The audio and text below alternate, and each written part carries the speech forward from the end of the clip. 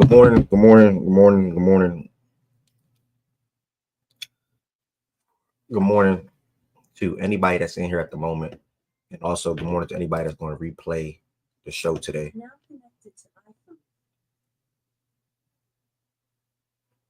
I feel so terrible, bro. I'm not gonna lie, bro. I feel like I can't believe that just happened to Kyrie, bro. Cam, what's good? That just threw me off, y'all. I ain't gonna lie to y'all. Who's Cam? Who's Cam Triple LX? You from TikTok? That threw me off, bro. I ain't gonna lie to y'all, man. I feel bad for Kyrie, dog.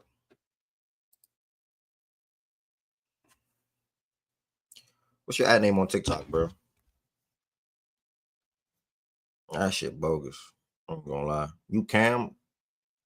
My team Cam? I know, bro. That Kyrie shit, man, is fucking me up, bro. I can't even play no music to start, bro. I'm pissed. I can't even play no music to start. I'm pissed.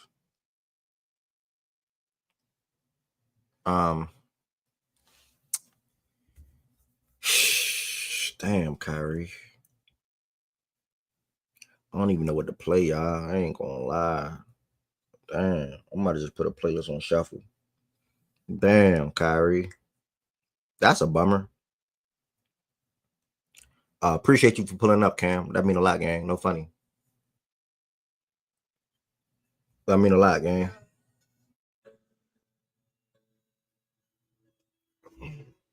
That mean a lot, gang.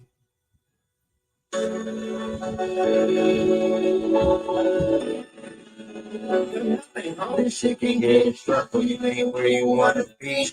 Gotta take the risk and you ain't know what to eat. And don't wait on nobody. It's a my guarantee. You gotta keep it going just like a G. I was chasing after you and now you chasing after me.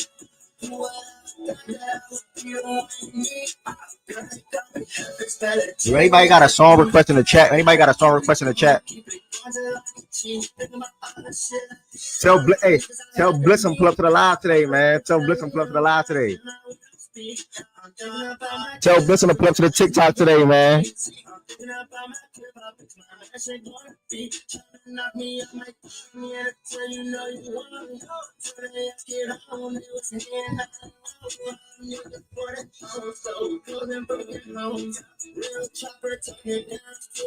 Do anybody got a request?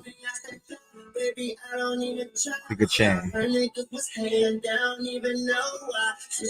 Damn.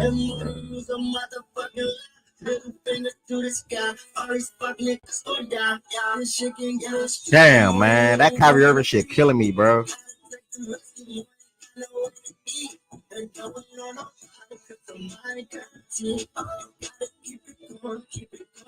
I'm gonna just play the West song and that's it.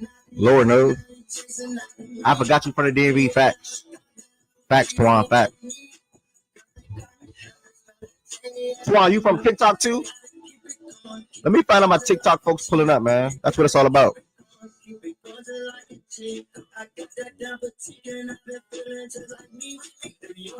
You from TikTok too? That's real, man. I got 2 TikTok folks in the building, man. Shout out Twan and Cam. I'm trying to find out what song. Lord knows. Lord knows his ass.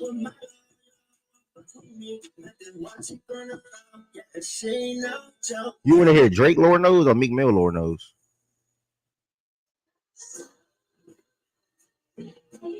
No, this song not ass. I lied.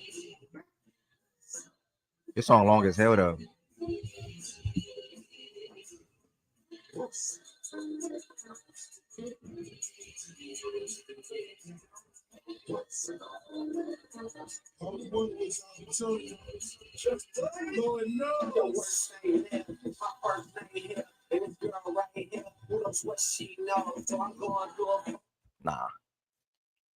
Nah, I ain't.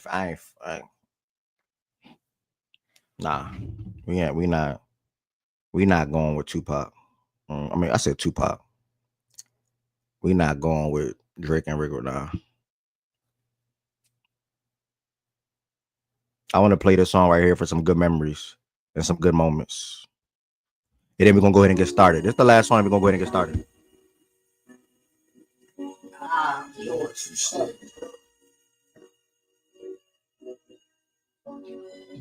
When I was young, and my mama had me 17 years old. Go back at the time, I never thought I'd see a face. Ain't a woman alive that could take my mama's place. Spending through school, scared to go home. I was in school with the big boys, breaking all the rules. 10 tears with my baby sister. Over the years, we was born and loved the little kids. And even though we had different texts, the same drama with things went wrong, we blamed mama. I reminisce on the stress I caused. It was hell, hugging on my mama from a jail cell. Food taking elementary. Hey, I see the penitentiary one day. From the police, that's right. Mama catch me put a whoop into my backside. And even as a crack fiend, mama, you always was a black queen, mama. I finally understand, oh, woman, it ain't easy trying to raise a man. Always was committed. A single mother on the tell me I can get it. There's no way I can pay it back. But the plan is to show you that I understand. You all appreciate it. Oh, you know it's me. Dear mama.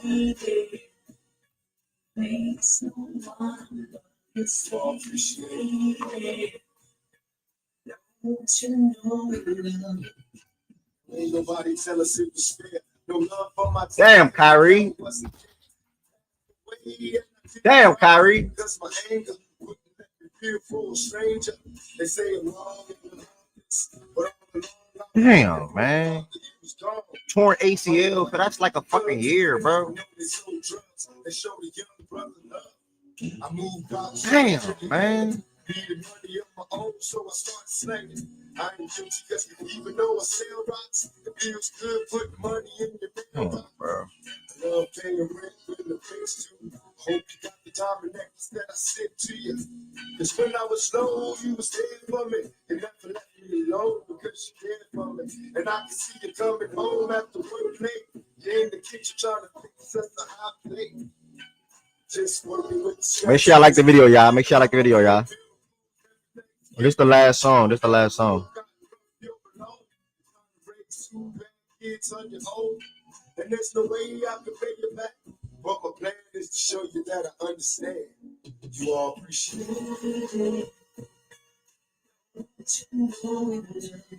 And dear mama, you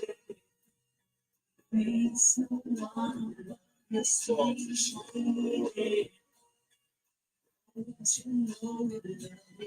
Once again, I reminisce, cause through the trauma, I can always depend on my mama. And when it seems that I'm hopeless, you say the words that can get me back in focus. When I was sick as a little kid, to keep me happy, there's no limit to the things you did. And all my childhood memories, full of all the sweet things you did for me. And even though I act crazy, I gotta thank the Lord that you made, man. There are no words that can express how I feel. You never kept a secret, always stayed real. And I appreciate how you raised me and all the extra love that you gave me. I wish I could take the pain away. If you can make it through the night, there's a brighter day. Everything will be alright if you hold on. It's a struggle every day. Damn, Kyrie Irving. There's no way I can pay it back.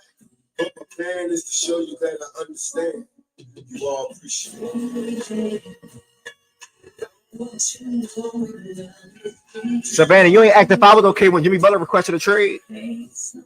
Why you act if I was okay at that point?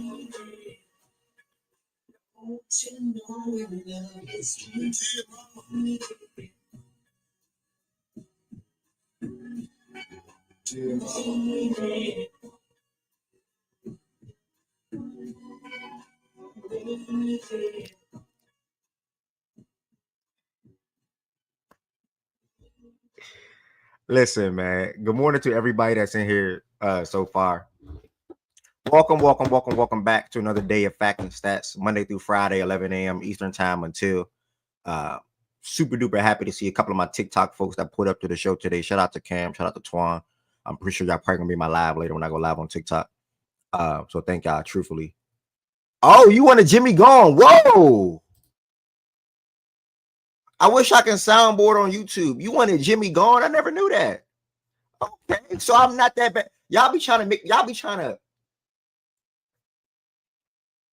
When it comes to Heat fans, in fact and stats, me and 1110, y'all try to paint me as the villain or like the bad guy or the Jimmy hater. And make 1110 seem like the angel and the golden child and like fuck Jimmy. Straight up, fuck Jimmy. Nigga, if I could get that nigga out of Miami my damn self, I will fly the nigga out of Miami my damn self. Fuck Jimmy. It is what it is. I know she wanted him going. I know she wanted him going when he started the antics. Okay, my bad. But she waited too late. She waited too late. Blitzen can't fuck with me. He a good player though, but he can't fuck with me. He called me lacking the first game. But yeah, man, appreciate everybody that's in here so far. Welcome back to another daily show. Someone subscribed today. That's a blessing. Now at 905 subscribers, the road to 1,000 gets closer and closer and closer. If you're in here, speaking of subscribing, make sure you hit that subscribe button. It's a great platform. It's a great community. It's a great show. Also, if you are in here, do not forget to hit the like button as well. That helps the algorithm out for a random person that's surfing on YouTube to come across Fact and Stats, where we talk about all sports 24/7, while also with your mix of entertainment as well. Make sure you all comment throughout the show. I read every comment for the most part. And then if you are willing to share the show out with one person via Instagram DMs, Twitter group chats, iPhone group chat, significant other, whoever. Hey, this is my boy Ed. He hosts a show called Fact and Stats, Monday through Friday at 11 a.m. Eastern time on YouTube. Fridays, obviously, I'm shifting to playback.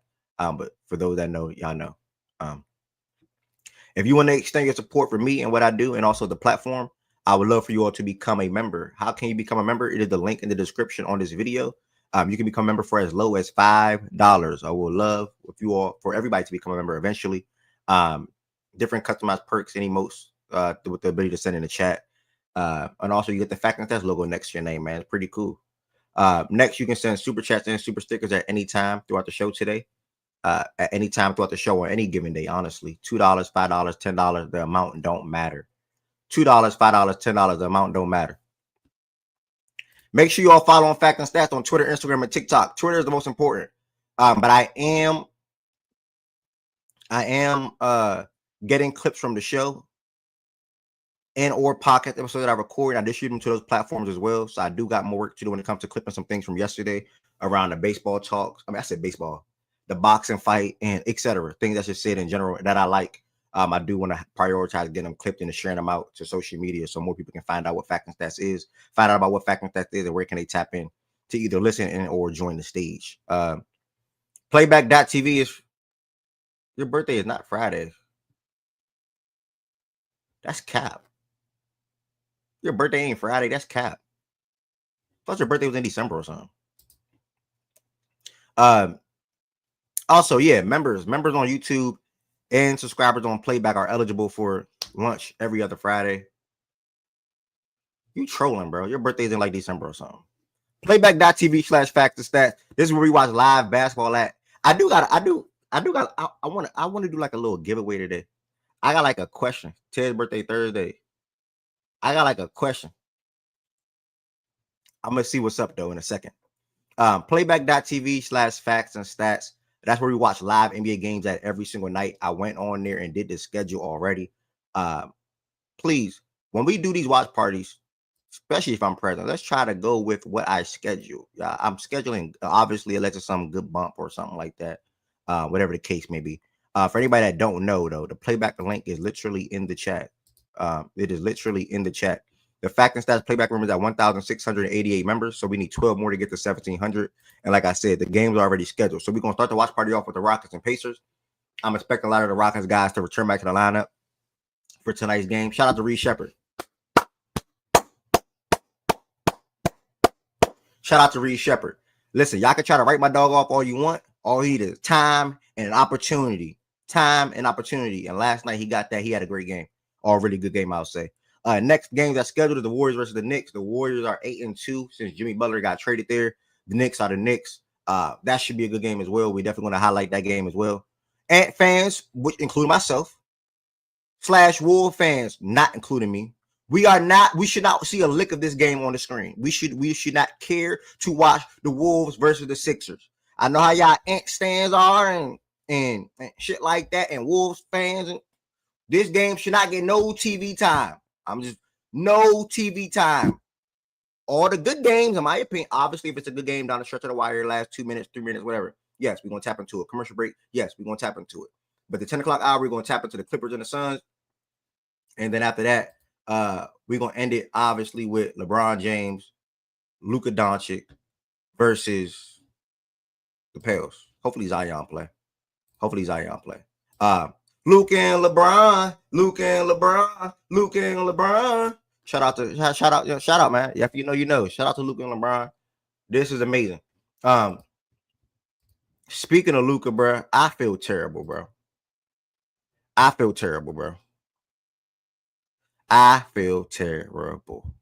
right. For my gambling folks, real quick before I get into that, Fact and Stats Gambling Discord, the link should be on this YouTube page. If you do not see the link on the YouTube page, DM me on any platform and I'll send you the link. If for those that do gamble, I got a secret to tell y'all.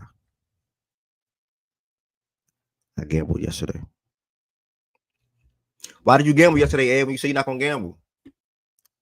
Blame my TikTok folks. What do you mean blame them, Ed? They said UCLA and Houston was a lock. Okay. Did you take it, Ed? Yes, I did. I ain't gonna lie, y'all. I gambled yesterday. That is a little secret. The chat kept saying UCLA and Houston was a lock.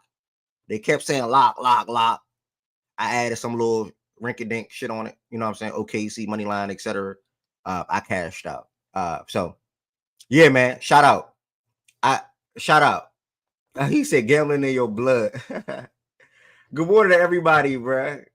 You get to see Ant on Friday. Shout out, Savannah. You think I know the Heat schedule? Hell no. You play 10 minutes. If you don't get 15 points in 10 minutes, they say you ass. Facts. Facts says, shout out to Reed. The Mavs don't control their first round draft pick 2027, 28, 29, 2030. Man, first and foremost, I feel so damn bad for the Mavs. And this is why you have to enjoy the moments when you can, because you never know when you're getting that feeling again. Like, you really have to enjoy the moment. Listen to me. You really have to enjoy the moments when you can, because you never know when you're getting that feeling again. What do I mean by that? Hard truth. Nigga, I enjoyed the fuck out the bubble. Win or lose, I enjoyed the fuck out the bubble. Win or lose, I enjoyed the fuck out the bubble. Excuse me for cursing. Because you never know when you're going to get that again. And what I mean is, beating Boston in the first, like, nobody had us beating Boston. Bam Adebayo game-winning block on Tatum at the rim. I'm never forgetting that. Us going to the finals and Jimmy Butler doing what Jimmy Butler did. Amazing. Unfortunately, we went against LeBron James and Anthony Davis. It is what it is. You chalk it up. Fast forward 2022, I want to say it was. And the run that we went on in 2022 and going neck and neck with Boston again. Shoulda, woulda, coulda beat them if you ask me. Unbiasedness. Shoulda beat them if you ask me. Leave that alone. You then fast forward to the next year. We come back again. Go up 3-0 on Boston. Nobody thought it. Go up 3-0 on Boston. Beat Milwaukee in the first round. Jimmy do Jimmy Butler things again. Caleb Martin do Caleb Martin things. Like, you got to enjoy the moments, because you never know when you're getting that feeling again. Do I feel bad if we lost in the finals twice? No. I enjoyed the fuck out the moments. You know what I'm saying? We went against two teams we probably wasn't going to beat. You got to enjoy the moments. Now, when it comes to Dallas,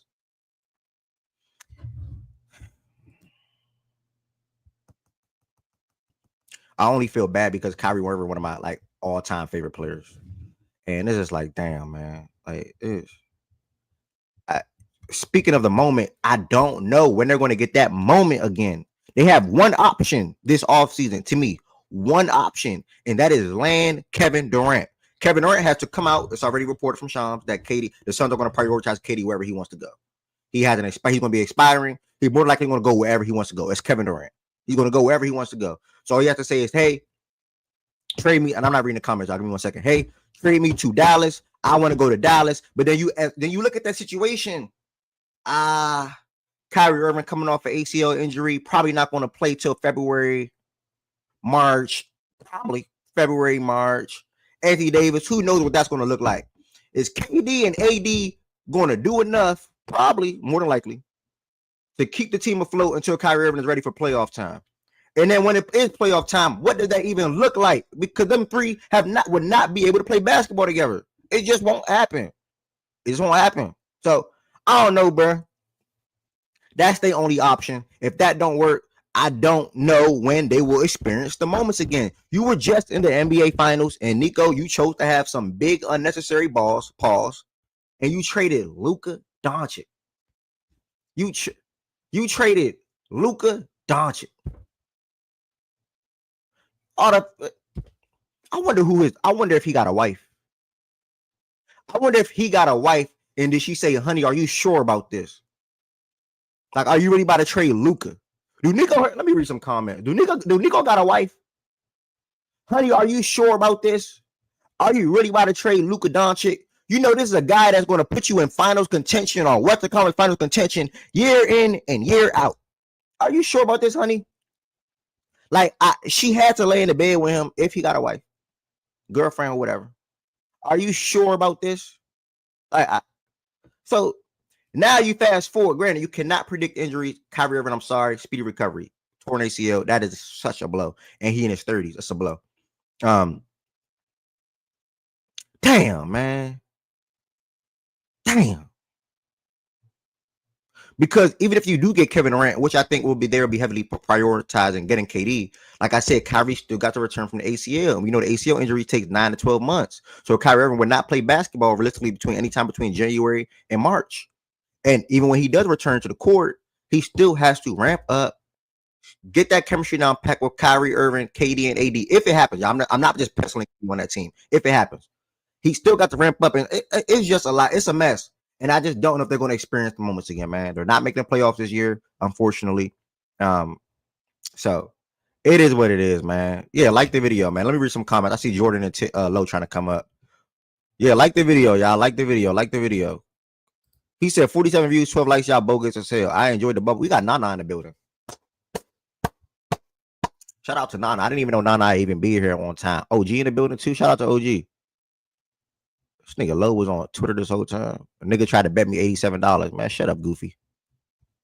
Let me read some more comments.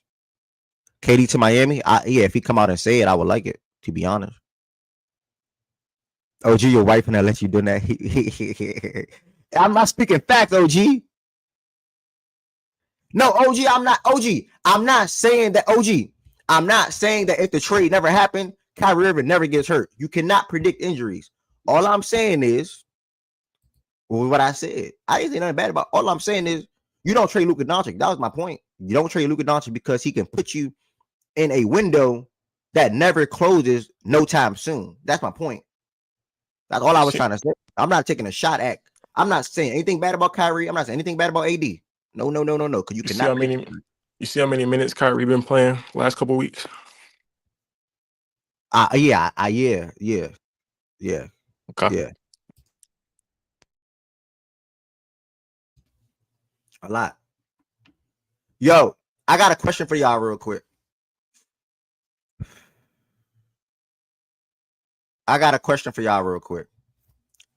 This is interesting. We're gonna stay on that Kyrie Irving thing real quick, and we're gonna tap into Cooper Flagg and college basketball. Cooper Flagg had like 28, 8, and 7 last night. Duke spread is the most freest bet in the world right now. I've been telling y'all that for 2 weeks probably. Duke spread is more free than freaking going into a store and taking a banana and walking out. Like it's freer than that. Listen.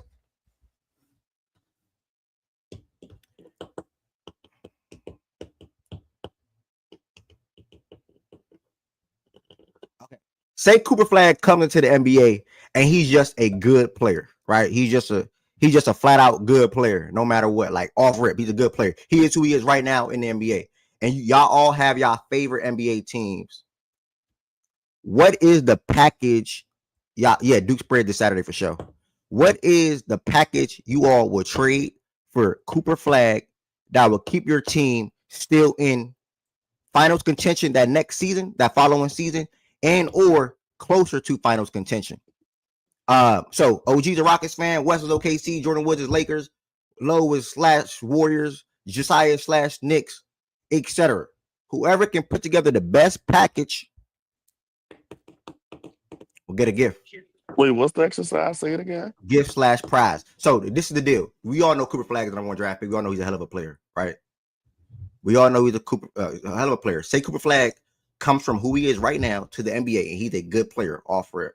I want to see who can put together the best package for Cooper Flagg on their team and stay in finals contention and stay in finals contention that following season or get closer.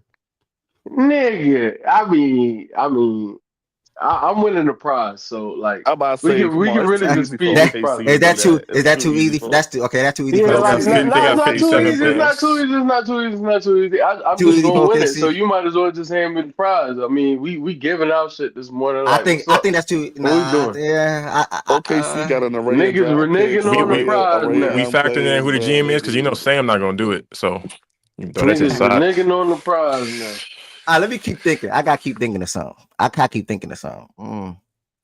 This I'm in nigga the- really the best prospect since he and Wemby talks as a prospect, bro. I can't lie, bro. He's insane. No, that's Bro, not crazy to say Wemby? at all. That- No, that's I not crazy. thought- That's not crazy. I thought he was gonna say Coming into the Zion. league, now he may not translate like that, but for what he's done in college, he's literally he's otherworldly. He's ridiculous. He's Like, over and Zion. he's gotten better bro. every year, like every month of the season, he's gotten better. So at the beginning of the year, it was like, some of the things that looked a little shaky now look very, very polished. Like he's an incredible prospect, bro. He's incredible. Yeah, I echo that. I everything that you just said. He's definitely over Zion when it comes to a Dookie and just a prospect in general. This is probably the best prospect since Wemby, and probably the best prospect. Him and Wemby alone are the best prospects since like freaking who?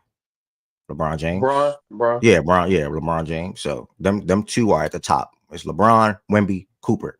Top 3 in the last 20 years, 22 years. I'm sorry. Undoubtedly, in my opinion. If you want to round out that 3, round out to make it a top 5, who would y'all add in there? Prospect wise. I think AJ would be one of them. AJ. We'll see. Could be. Hopefully. I like him a lot. Who would y'all say the top 5 prospects that we've seen in the last 20 plus years? I mean, LeBron, Wemby, Coop. LeBron, Wemby. Oh, Zion. Zion. Yeah, Zion before. Yeah. And then Bron, In terms Wemby, of prospect. Anthony Davis. Yeah, that's a good name. Yeah, AD. Price of AD. I was thinking K to OJB, but I price at AD. Nah, not Cade. Yeah, but man, to get us to this NBA again, I do want us to rank who we believe as a collective. Where I think it should be a good interactive activity. Activity we're all interacting together. Who do we think is the top 10 most clutch players in the NBA at this moment? I'm obviously giving my Jalen Brunson shout big time. Oh, he said KD. KD's a good name. So yeah, we're gonna do that later today, or really coming up in a second. To be honest, there's not much going on in college basketball last night. It was only 2 games that was worth watching from a doubleheader ESPN perspective. I ain't waste my time with the Duke game. Good news for Duke. Jordan Wood spoke to it yesterday. Tyrese Proctor returned. He played basketball. So that's good. He was able to shake off that little mini injury that he had.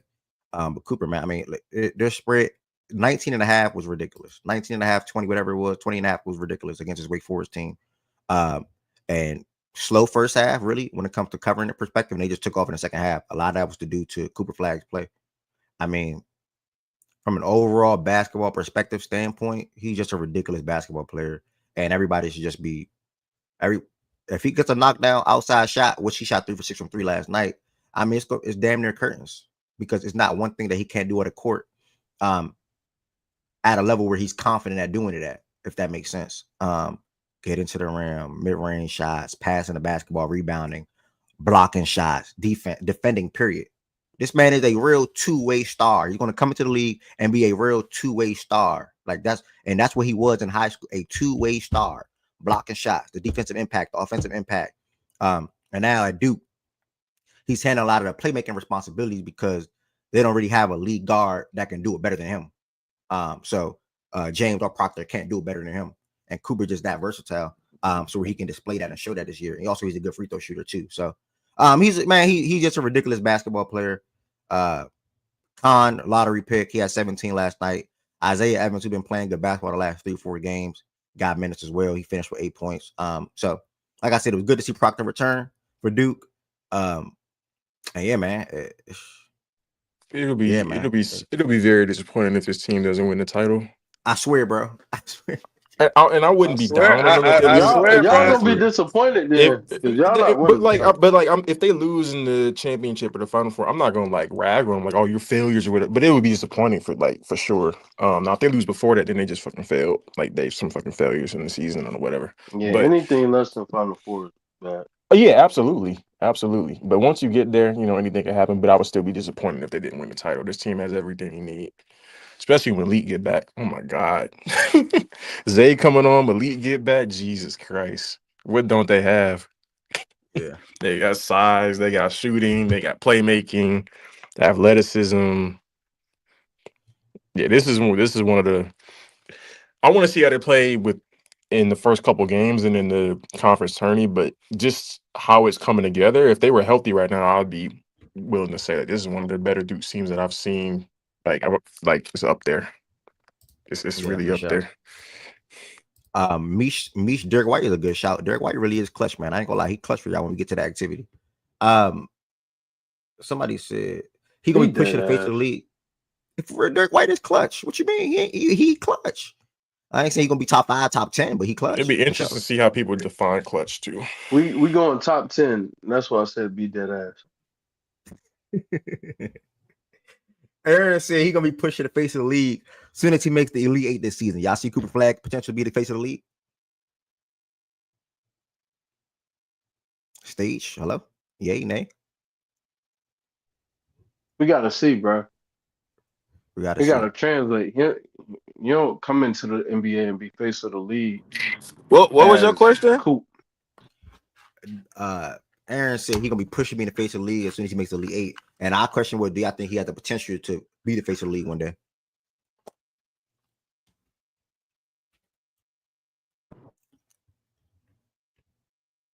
Is Tez talking? Can y'all hear me? Hello? Yeah, I hear you, bro. Ted's not we talking. hear you, bro. Okay. Am I delayed, y'all? We good? Yeah, Yeah, y'all hear me? Okay. All right. This was the Tez issue, Tez. not you. Okay. I'm like, what's going on? All right. Tez, you traveling, gang. We can't really hear you, Tez. So yeah, shout out to Duke, man. Really nothing to say. I did enjoy this second game last night that I watched with Houston versus Kansas. If y'all remember, game 1 earlier was in Kansas gymnasium, and it was a hell of a game. That Houston came back and won on some crazy stuff. I think that game went to overtime after a wild comeback late down the stretch. This game right here was really damn good. Really damn good. LJ Cryer got into foul trouble, but he still finished with 22 points. I think he picked up his 4th foul was a little idiotic in my opinion. But Kansas had some guys that were hitting some crazy shots. Like Zeke Mayo was hitting some bull crap, if you ask me. Well, I ain't gonna say bull crap. He was hitting some good shots. Hunter, for the most part, all throughout the game, was good. Outside of his turnover issue, foul trouble. Like he fouled out of the game. He had 7 turnovers. That's just piss poor. As a big man, you can't have more turnovers than field goals made. I think a lot of the things that kept Houston in this game and that allowed them to win was their defense. Their defense stayed with it. Eventually they had Milos, who Ari speaks to, and Wilson come up and hit some shots that they needed on top of LJ just being LJ. Joanne Roberts wasn't that great offensively in this game. I think his last bucket, if I'm remembering correctly, was like a over the shoulder hook with his left hand. Obviously, he's a left hander. They needed that bucket though. But other than that, Houston, they thrived on defense. This is a good game back and forth if you ask me. And like I said, it was a really good game, bro. They defensive special. They had 16 steals as a team. About to say the Houston still have that defensive gritty play style. I ain't really Oh been watching them yeah. this year. This was actually my first or second time watching, second or third time watching them this year. And yeah, their Yeah, defense is still I like watching that out of them last year when they had Jamal Shed and them. I can't. There should be some good hoops in the tournament.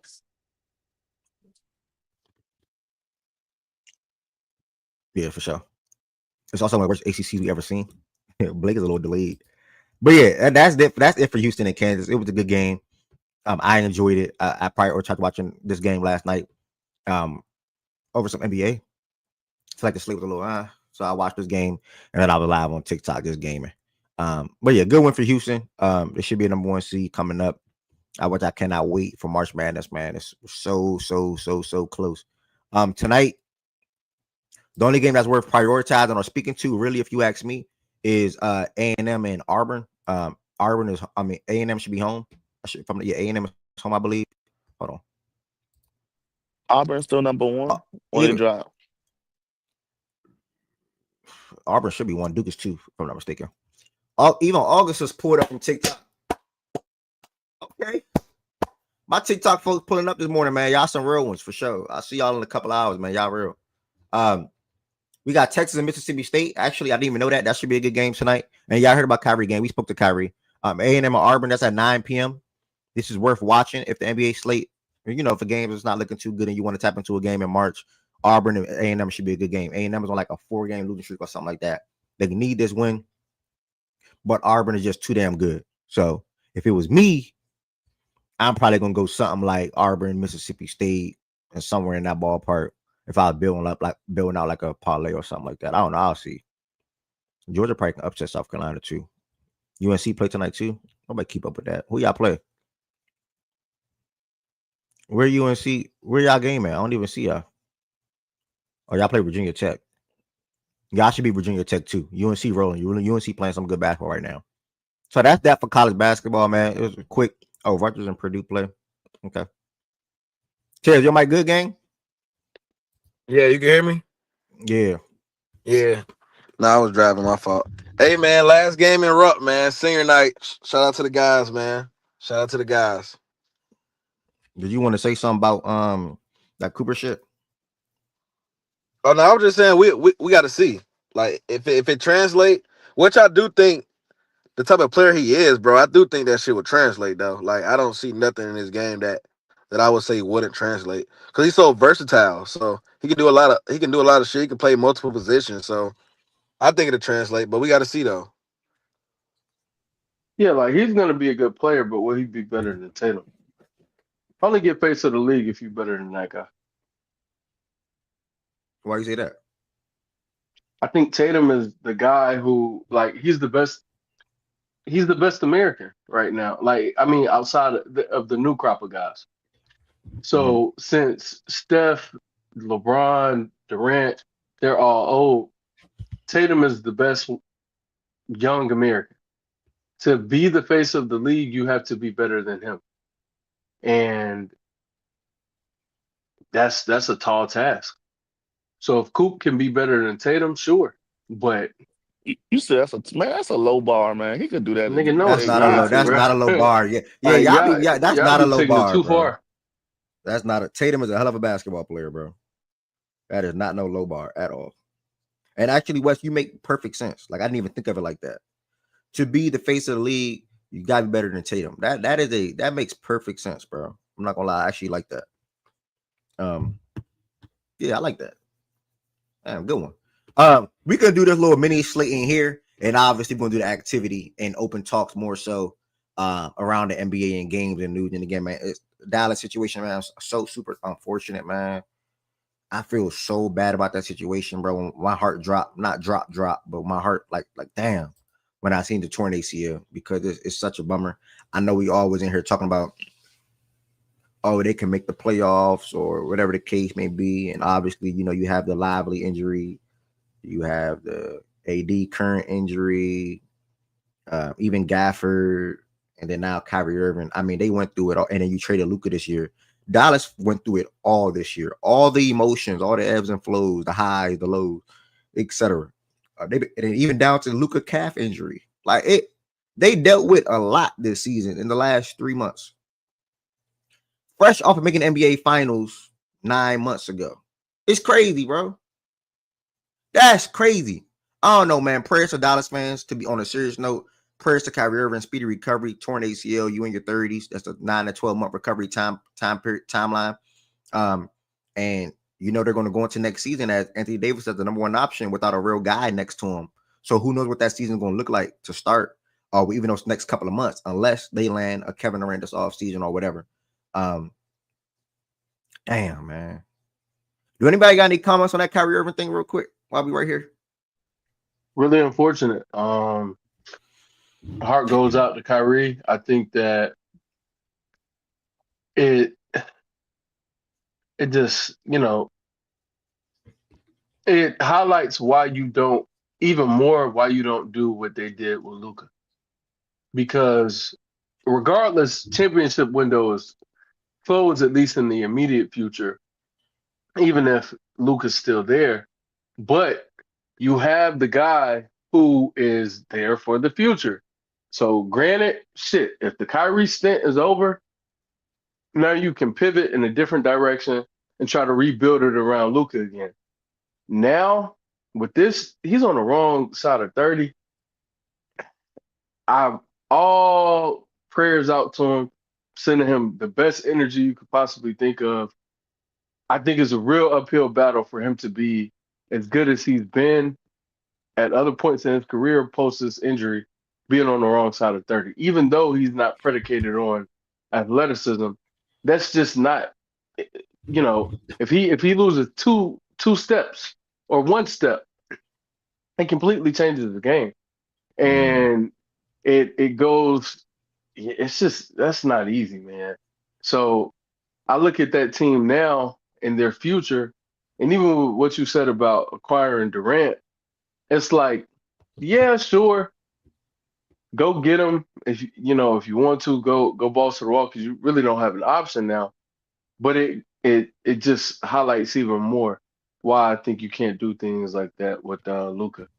Just you can't trade players at 25 who are top 3 in the league who don't want to go anywhere. Also, like it'd be different if he had demanded out. But prayers to Kyrie, that their season is over. And it's a bummer for the offs, aside from just Kyrie personally. Like this sucks to me because everyone, I think everyone agrees with me.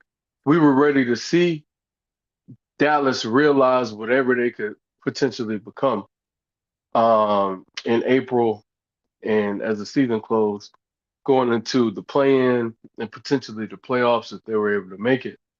And now that's over. So, path may have gotten easier for us though, because that was a potential 8-seed matchup, and now that that's dead, we're looking at an easier road to success. So, but yeah, that's it. Well said, bro. Giving you some flowers, man. You say a lot of good things. Well said. Damn, man. Yeah, 11-10. Your question is valid. I only threw out KD like 20 minutes ago to Dallas because they called, obviously, like anybody would call. And there was some interest on their part. And I think that interest will continue in the off season. Now, will KD want to go there? I don't know. It depends. I don't know. We'll see. But it does not make that much sense because, like I said, in your 30s, 9 to 12 month period, you don't want to have to go through a regular season of having to play with KD, just you and AD. And then if AD gets hurt, or even you get hurt on some random freakish shit, which happens to these guys, then your team is looking like, and then you end up playing. You don't really want to do that. So I don't know. All I'm trying to say is that's why I said, going back to what I said 20, 30 minutes ago, you got to enjoy the moments, man. Like, you got to enjoy the moments because I don't know if Dallas going to be able to enjoy the moments again or see the moments anytime soon again that they experienced last year. Because, like I said, and what Wes just attested to or spoke to, you traded Luka Doncic. So that window that you had that was like wide the fuck open, that shit is like, it can almost be closed now. It was this, and now it's like this, so. Tough, man. Prayers to Dallas. fans. Prayers to Kyrie Irving.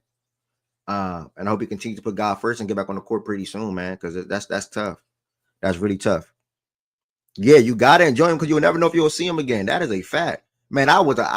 Can't nobody tell me nothing. Did my team win a championship in the last 4 or 5 years? No. Did I enjoy being a Heat fan in the last 4 or 5 years? Hell yes. Because I experienced some moments that West ain't experienced. I experienced some moments that BJ ain't experienced. I experienced some moments Don't that stay Shane low. ain't experienced. Nigga, Shane you never experienced anything that we didn't experience in the last 5 years. What you mean? I experienced no conference finals or NBA finals. What you mean, gang? You ain't In experienced that.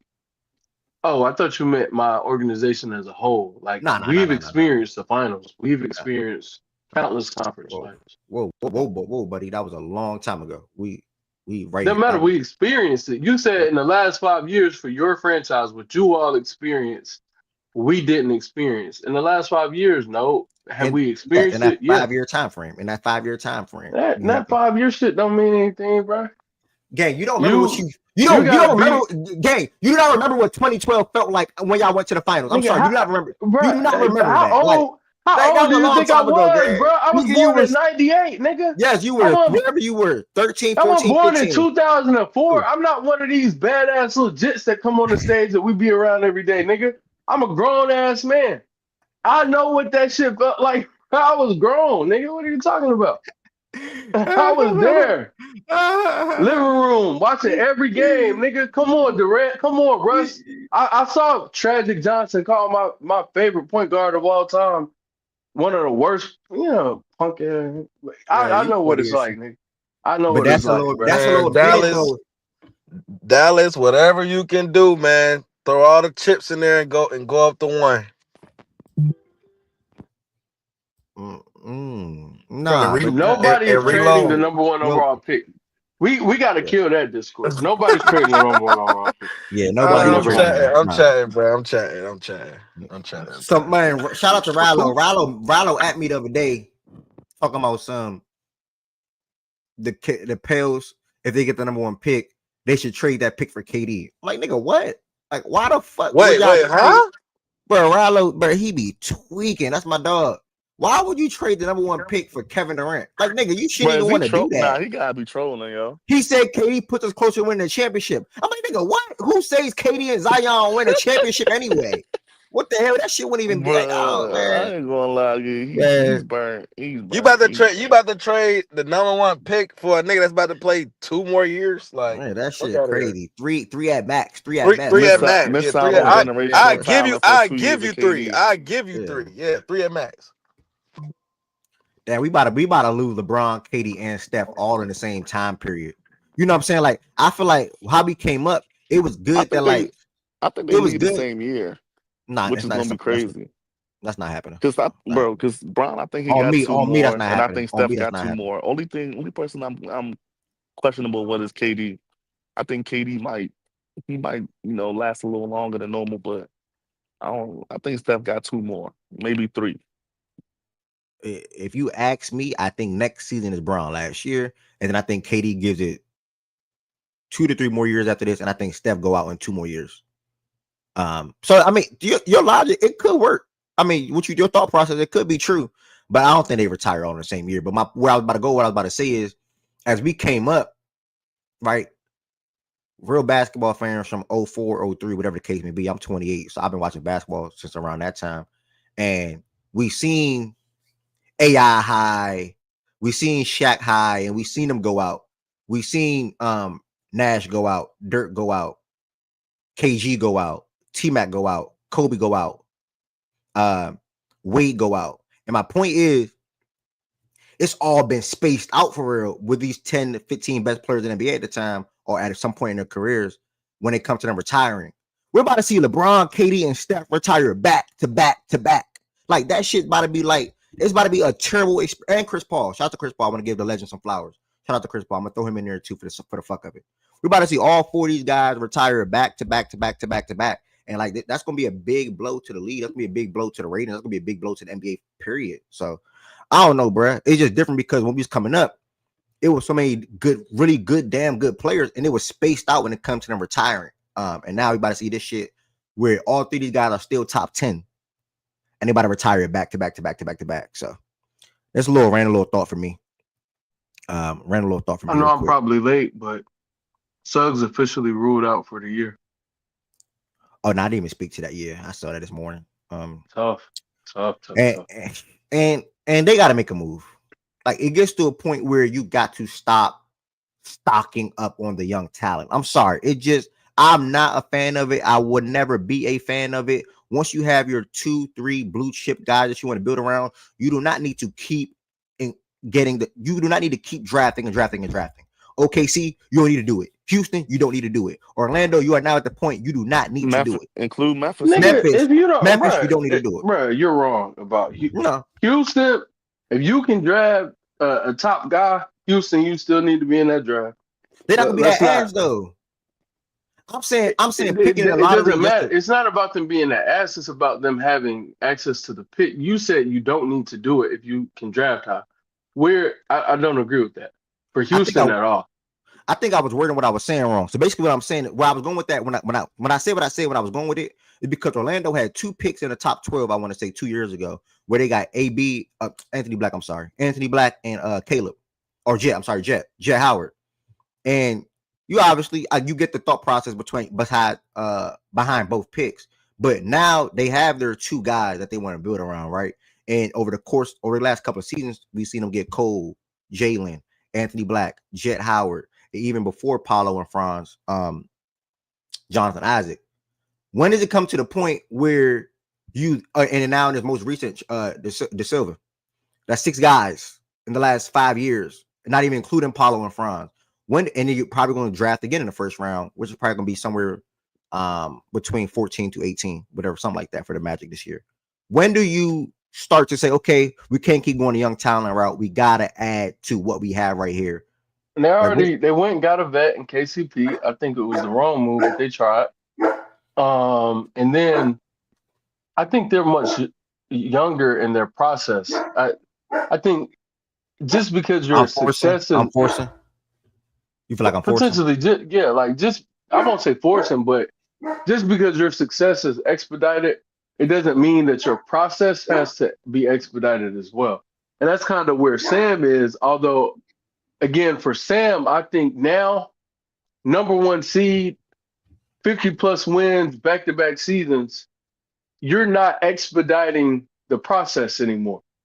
Now we're at a point where, no, bro, we should actually go make some moves to really solidify our chances at winning a championship. Orlando, you got to tell me what that move is before I'm like, yeah, for sure, plunge at something.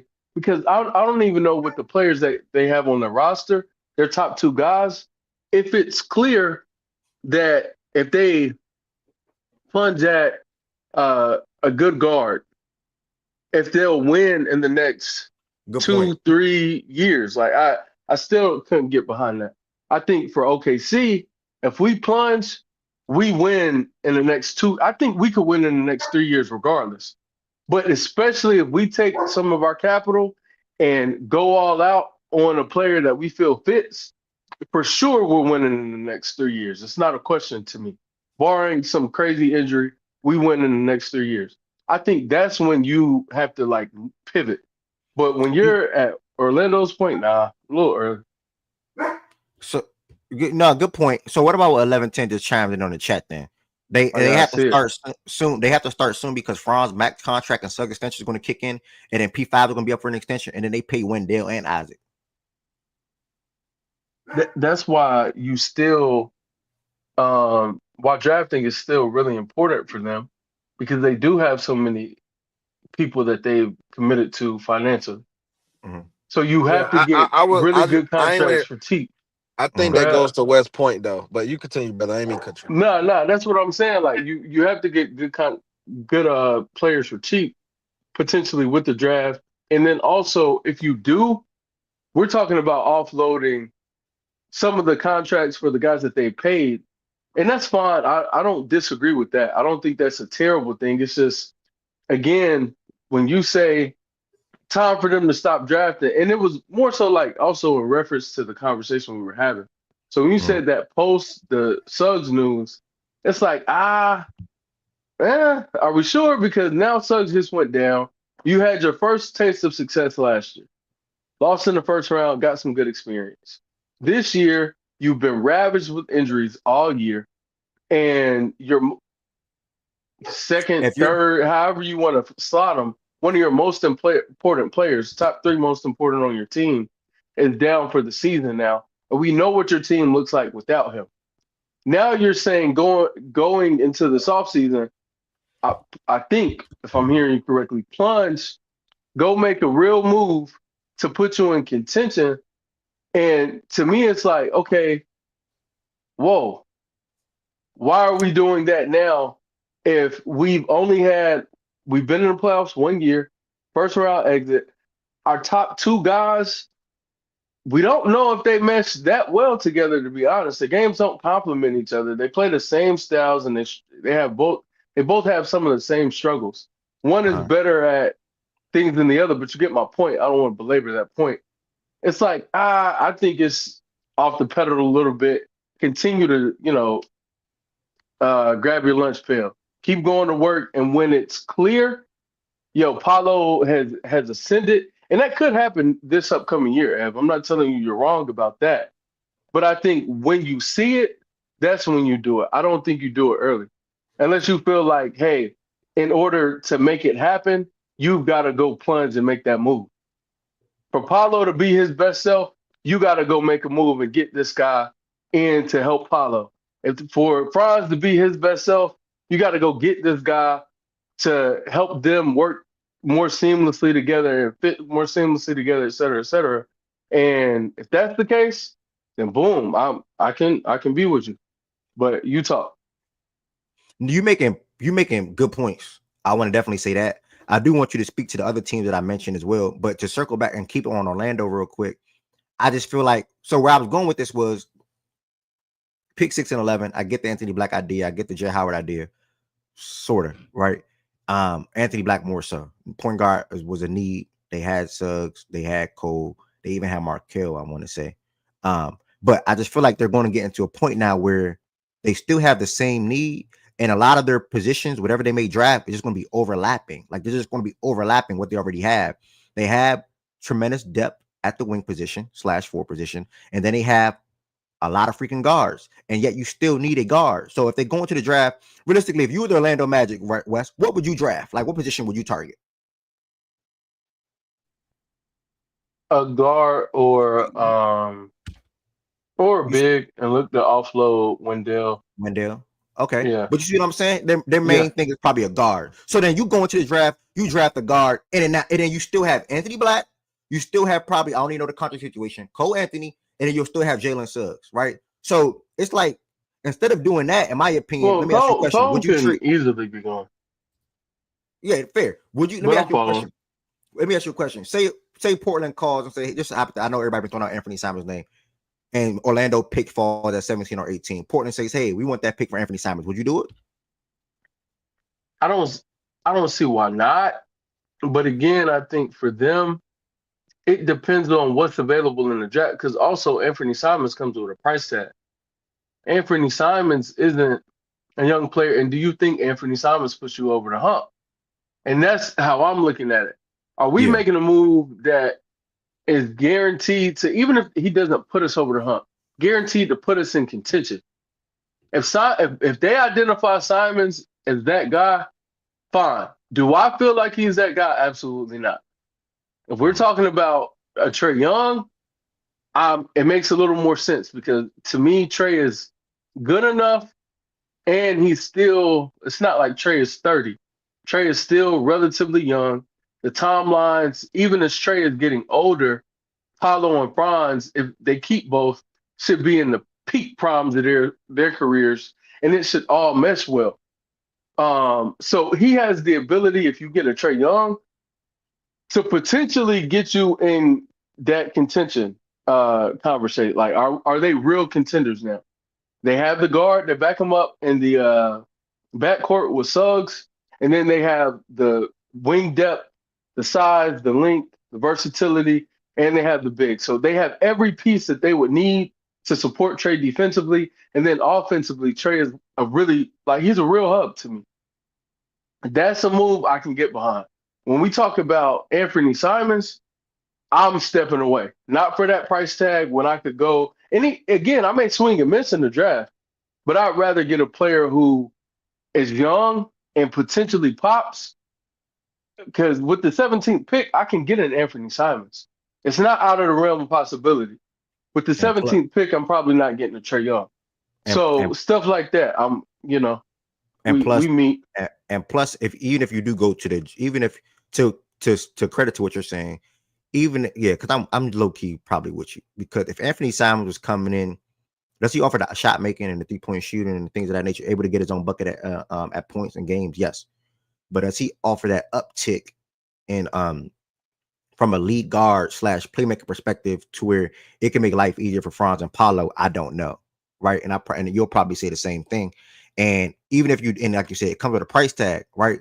Mario, what's good with you? It comes with a price tag, and you can just go to the draft, like you said, and you can probably miss again. But at the end of the day, you can still look back and say, okay, I don't know their age off the top of my head, but Franz and Paolo were still 23, 22. They're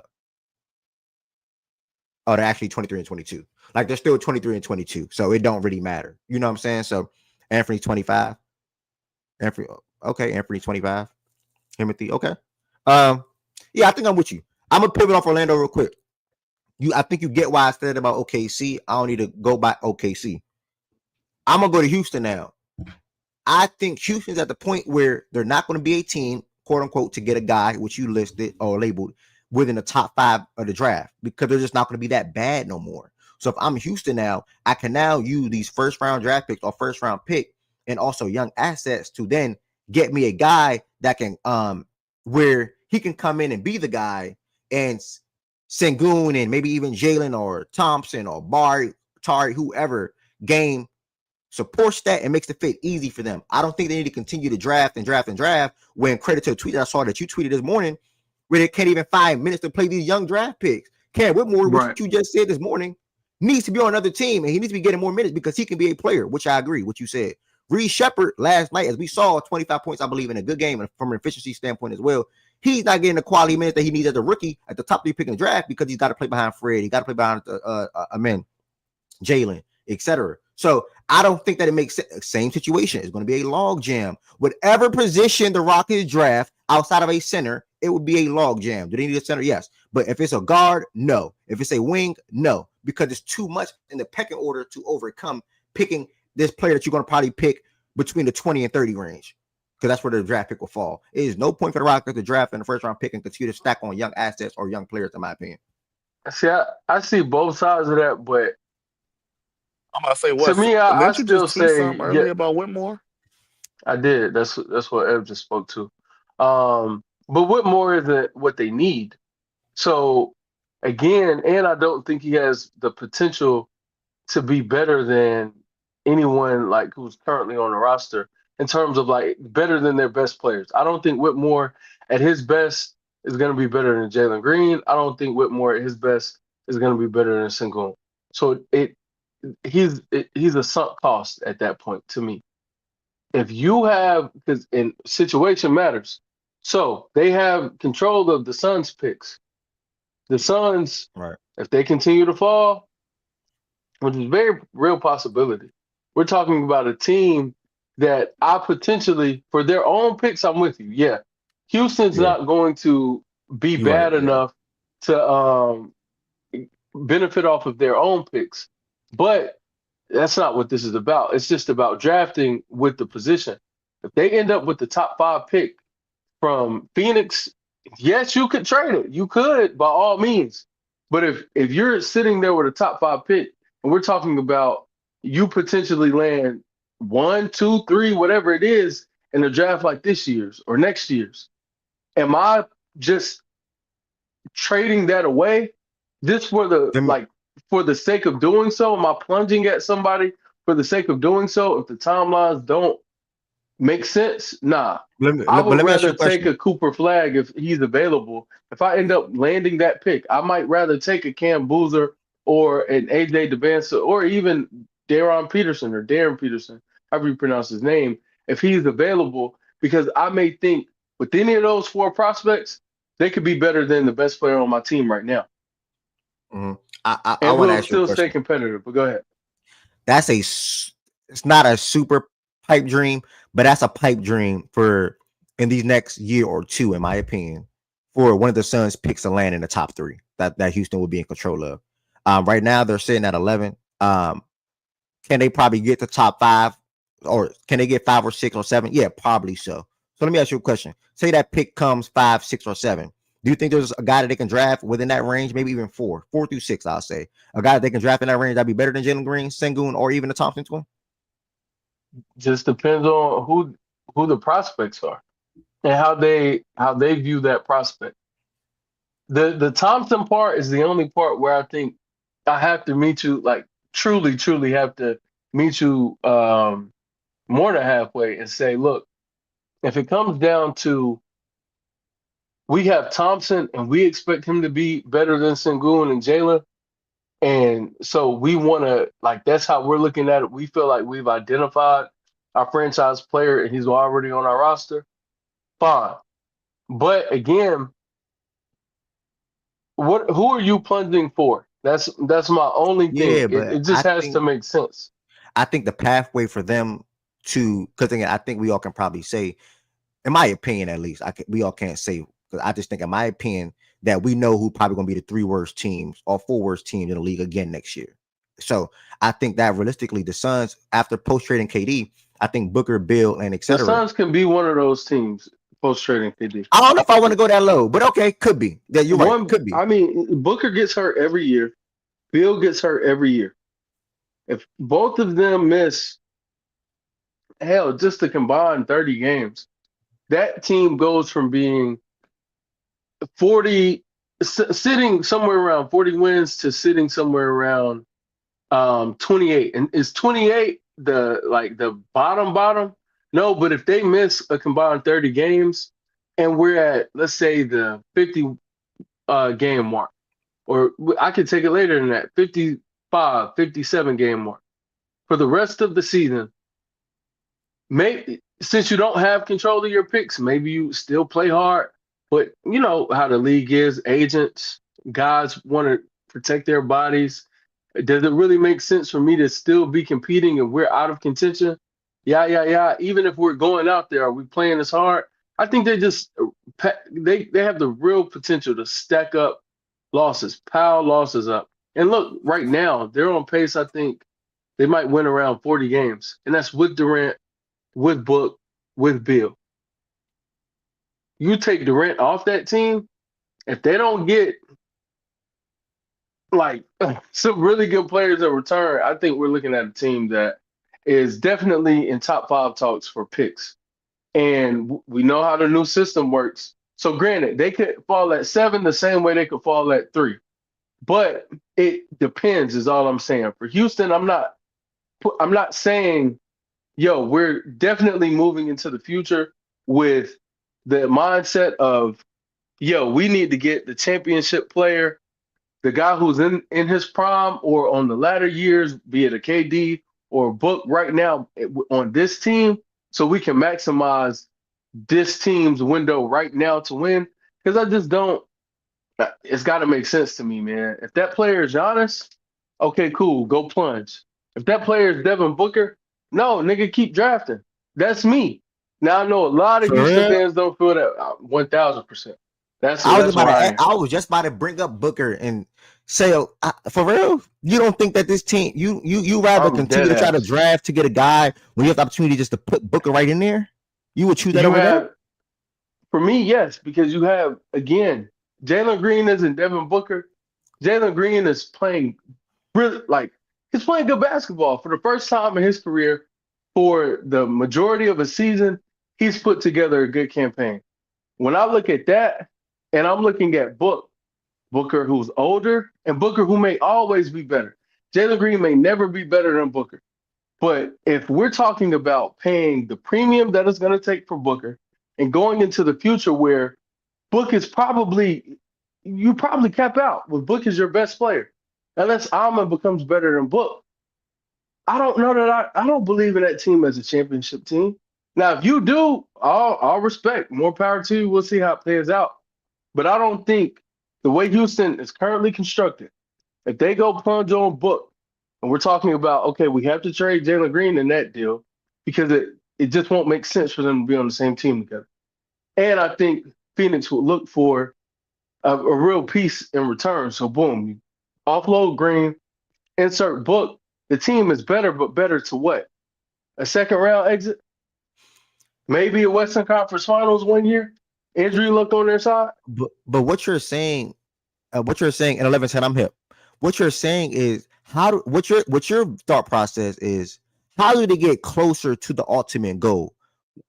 Winning playoff series, Western Conference Finals, NBA Finals, the hopes, obviously. Right now, we can probably say they're all surprising a lot of us, right? They're sitting at 37-24, I believe their record is. But they have the current roster where they're going to come back and win 45 games again next year. Like, no matter how we toss and turn it, they have that identity, have that roster. But you on the other end is basically saying, okay, you have the identity. We know you're going to be a good team in the Western Conference no matter what, but let's just keep drafting and see if we can get a guy. Well, how is that going to get them closer to the ultimate goal of winning in the playoffs and getting that experience in Western Conference Finals and et cetera? I don't think that makes them get closer, bro. I'm with you depending on who the guy is, and this is what we just outlined. If that guy is Book, I'm drafting. I'm staying patient. There is something to be said for looking at the lay of the land, looking at the market, seeing who's available, and identifying, we can get as far as we would with that player, we can get without him. I'm not going to trade for him. And that's how I feel about Houston and Book. I don't think their ceiling with Booker is an NBA Finals. I don't think their ceiling with Booker is a championship. I think their ceiling with Booker is the same as their ceiling without Booker, especially if they just stay patient. Because we're talking about players on their roster still developing anyway. Jalen Green can still get better. Sengun can still get better. Ahmed Thompson is definitely going to get better. So we're looking at three of their top three guys for their future on their roster still being able to get better. And if they all realize that potential, it's no world in which I go trade for Booker. Now, to your point, for Giannis, you got me. Giannis, I shake your hand and then we move. Giannis, that's a player who I will plunge for, but I'm not plunging for the wrong player. Is what I'm saying. Like I think there is something to be said for the Sam Presti model when you're not just a marginal move away from a championship, and that's what I was saying for like Orlando, for Houston. They're not a marginal move from a champ. Orlando's not an Anthony Simons away from being a contender. Yeah. I don't see them as that. Houston's not a Devin Booker. For me, now, again, I'll stand alone here. Some people look at D Book as a top 10 player. I get it. I don't. So D Book is not, or excuse me, Houston is not a D Book away from being a contender. And since I feel that way, I wouldn't do it. They can realize everything that they would with Book without him. So why trade for him? Why plunge on him?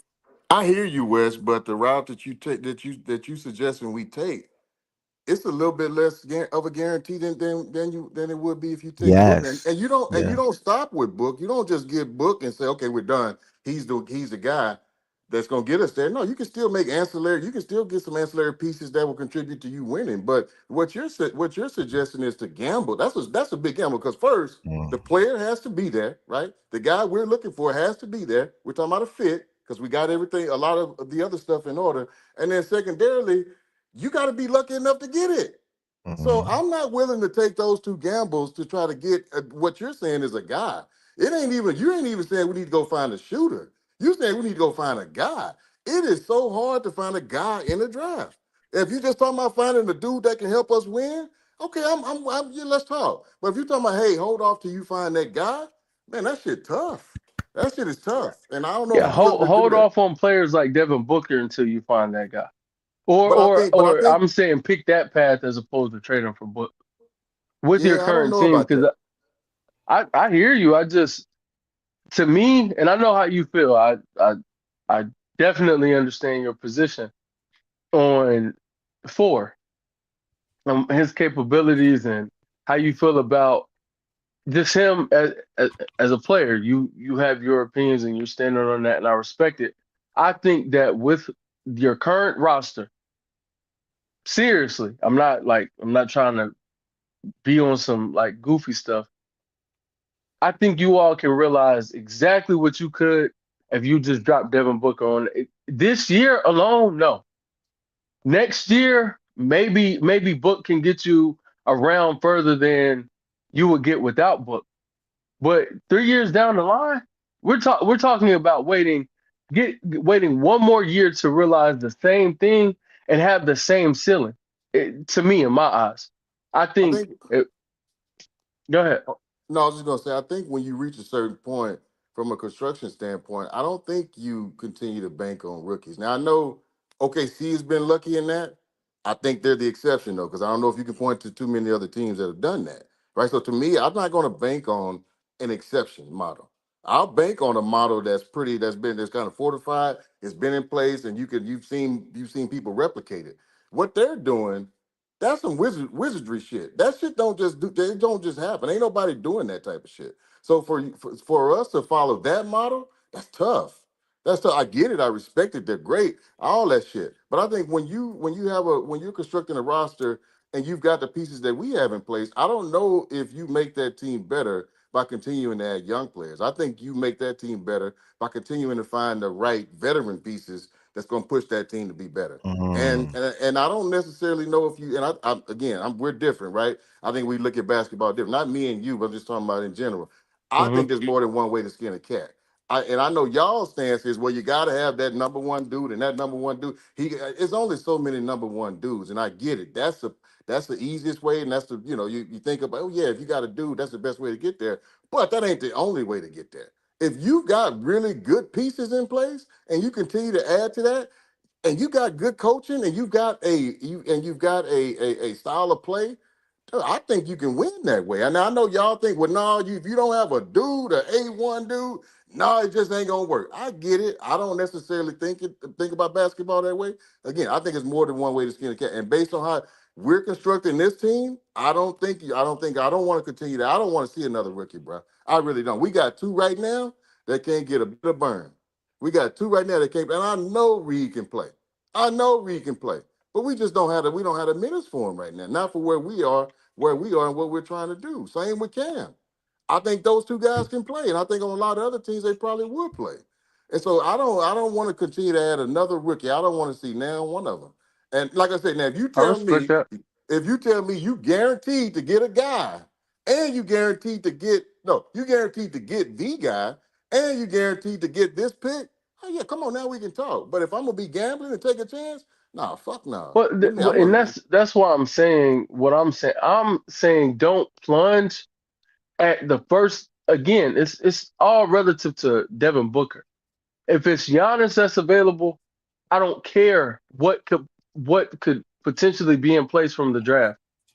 If it's Devin Booker, I'm waiting. It's just a wait and see approach to yeah, me, because again, that player is the money you're going to commit, because I think Byron said something about it in the chat. The money you're going to commit to D-Book makes you less flexible. You know you have guys who are young because you have drafted so many rookies. You know Amon is already going to get an extension, and a real one. He's going to be an all defensive player probably this year. And if not this year, next year for sure, more than likely. So we're talking about a player who's going to qualify for a max extension, like his rookie max extension. So you're going to have to dish out money to him. You already have a big contract with Sengun. Well, not a huge contract, like 30 million won't be too bad, 37, whatever he's making. But then you pair those 2 contracts along with Book, and then you got to make decisions on Tari. Got to make decisions on Jabari. You're already in a position to where you're going to be dishing out a lot of money. Dylan Brooks, still, granted, he'll only have 2 more years, but if you were to plunge on Booker this year and you're moving Green and, okay, Jabari, let's say Green and one of Jabari or Tari are gone. So now you take one of those contracts off the books, but then you still have the other three or four players that or the other three players that I mentioned, and you move into the future that way. Can you still find avenues to get better marginally and potentially, again, compete in the Western Conference Finals for a year? Absolutely. My thing is he the type of player that you want to move into the future with and say, look, this is where we're putting all our eggs in this basket, and we win with this guy or we don't, like, or we lose, but this is the guy who we think can take us to the promised land. Are we really willing to punt on all of our young assets and our players and players who could, potentially just put us in a better position, keep our flexibility, and have the same fate with Book without him? Or do we want to go, like, do we believe in Booker so much and feel like he is the missing piece to where if we add him, we go to a championship and we get a championship potentially. And if we don't, it is what it is. But we believe we can win that with him. And we know, like, with our current iteration, we won't realize that potential or have that reality. Then fine. I don't look at Book as that piece.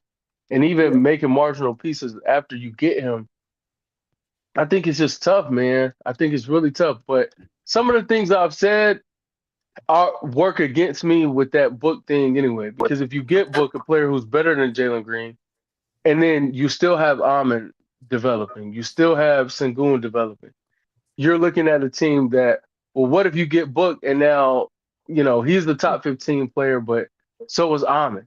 And then Sengun has a year where he's top 25 or top 20 Those potentially. are those are good problems to have. I mean, I Exactly. think No, that's what I'm saying. That's what I'm saying. I'm saying, like, yeah. if it paid out or panned out that way, then I could be wrong, but we'll see. We Yeah, shall see. I think I hear you, and I think if I agree with you. If we talk about Giannis, I think so. This is where I look at it. We get Giannis, a lot less moves we got to make to try to get better because he fills a bunch of different holes. If we get Booker, yeah, we need a little bit more flexibility, but not as we don't need. We need a little bit more flexibility than we would as if we had Giannis. But so I think you might need one or two more extra pieces, ancillary pieces. And if you get Giannis, you may need one, if that. But I still, for me, I think if you're gonna wait on rookies, I mean, now you're pushing the timeline back to me, right? Because whether Yeah. we want to believe this or not, there is a curve, right? I don't care what rookie you talking about; it's gonna be a 2-3 year curve, especially in today's NBA where dudes are coming out at 19 years old. Yesteryear, where dudes are coming out like Dalton Connect, they're more ready, they're more plug and play. But I think there's still gonna be a curve. So now we got to wait on this dude, right, to come along. It might take him 2 or 3 years.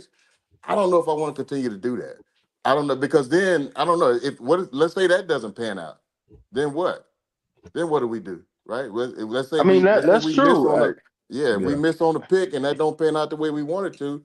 Do we continue to do that, or do we now say where the book's at, or who's available, right? And so I Yeah, don't know. then I think you move. I just I think for what you said just now was perfect. There's a curve, 2-3 years, and I think you all are truly 2-3 years away. Oh yeah, I'm not. Yeah, And I'm not and that's arguing that. where I am on it. Yeah, I I'm think not. you Yeah, and may I feel like you're closer than that. No, no, no. I think we're 2, 3 years away. I agree with you there, but I just don't want to. I want to be getting there. I want to be moving. I want that upward trajectory to be with a veteran as opposed to a rookie. That's just my take on it. Where we are right now, because we Yeah, got way too many guys right now, and that's I agree fair. we're gonna have to pay, right? But yeah. But that And model from there's still OKC more perspective growing is tough. pains if you get there's more growing pains for that 3rd year player. Even if he is the goods, he's a guy. There are more growing pains that he will have to go through than a guy like Book. Yeah. I just if Book is your best player, I truly question your ceiling, and that's where I am with it.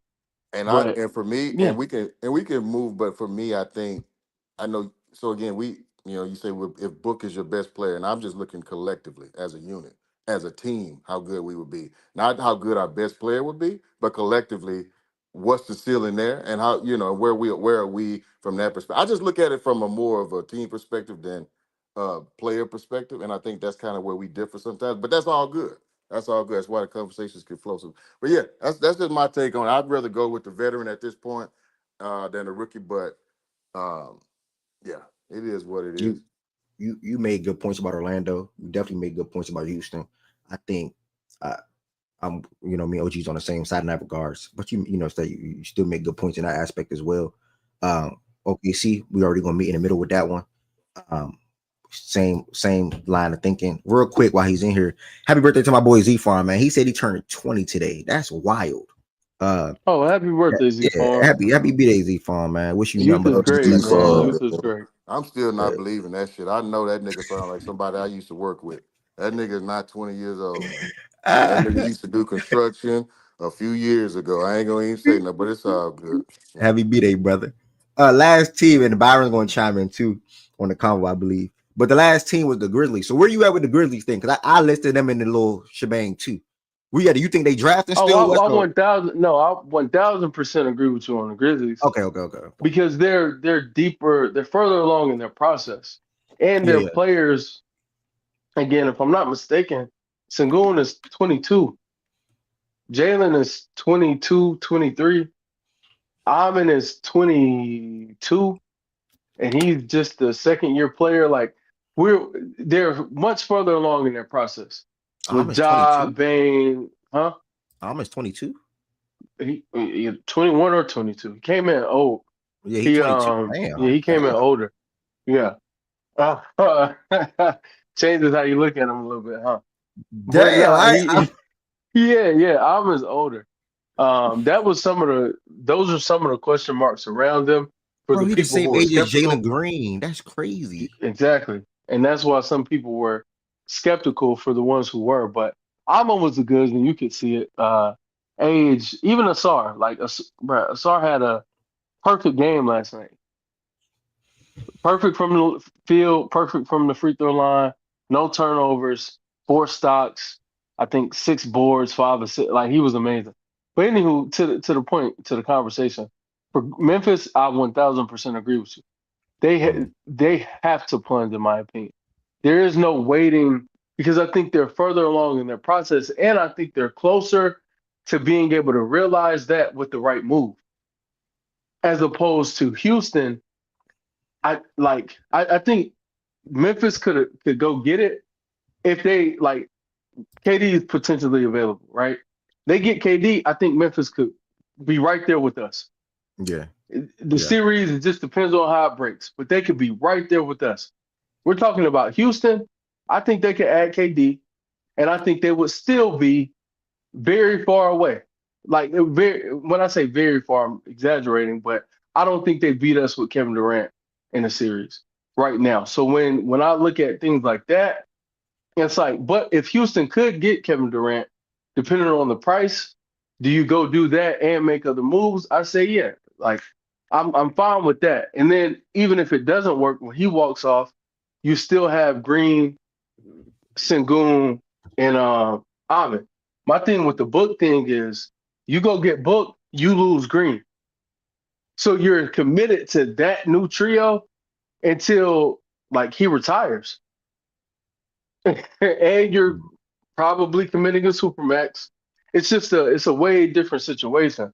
For a guy like Durant, for a guy like Giannis, I think it will make more. You don't have to lose. I mean, maybe you do, but like I don't think you have to lose Green in that scenario for Giannis. I don't think you have to lose Green in a Durant trade. But yeah, for Memphis, I'm with you 1000%. Like, I would definitely plunge because I think they have the talent on their roster right now that's already good enough. And their players alone, I don't think they can get it done. But if you go add a Durant, now we're talking about somebody who Ja's issues in the playoffs, some of them are going to be muted. Some of the issues in his game as a whole are going to be muted a little bit. Jaren, obviously, we look at Jaren and it's like, damn, Jaren becomes exponentially better with Durant. Like, if you put Durant on the court beside Jaren Jackson Jr., he's already uber, like, his value is through the roof, but it jumps up even more. And whether they keep Bane or not, you get Durant, he's like 1,000 times better than Bane. So I think it's just they're much closer in my opinion. But I'll pass the Nah. mic. Byron, you came on stage. Ev, you want to retort? Anybody else? Yeah, Yes, nah, sir. I think I came up because I was a little bit behind y'all. I think I came up with OG. I heard since I was like 2 weeks behind. I requested a mic around the time it came to OG saying that you don't want to, in regards to the book situation, either book or draft it. It's a little hard for us to hear you a little bit because of the wind, just a little bit. Oh, my fault. Hold on. Nah, yeah, I ain't want you to say a lot, and we ain't really catch it. Yeah, nah, that wind's going crazy. You hear me? Yeah, we got you now. All right, so yeah, now I think when OG said that, that's when I heard that during my time, that's when I grabbed the mic.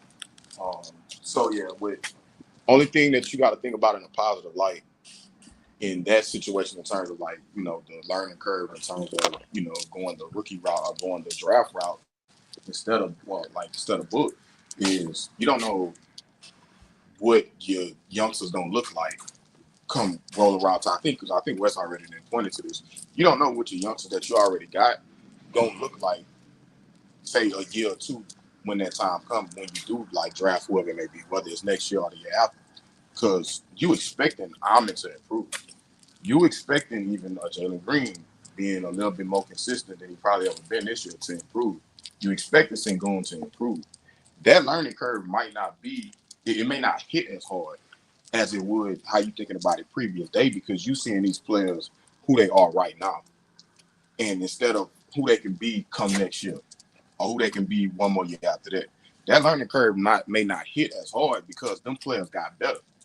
And they be able to make so-and-so who you may draft, they might be more of a plug and play than you may think, just because the youngsters that you already got, they got better. So Yeah, it but won't, we it were won't. talking about, but we were saying, Mm. but Wes was saying we looking for a guy.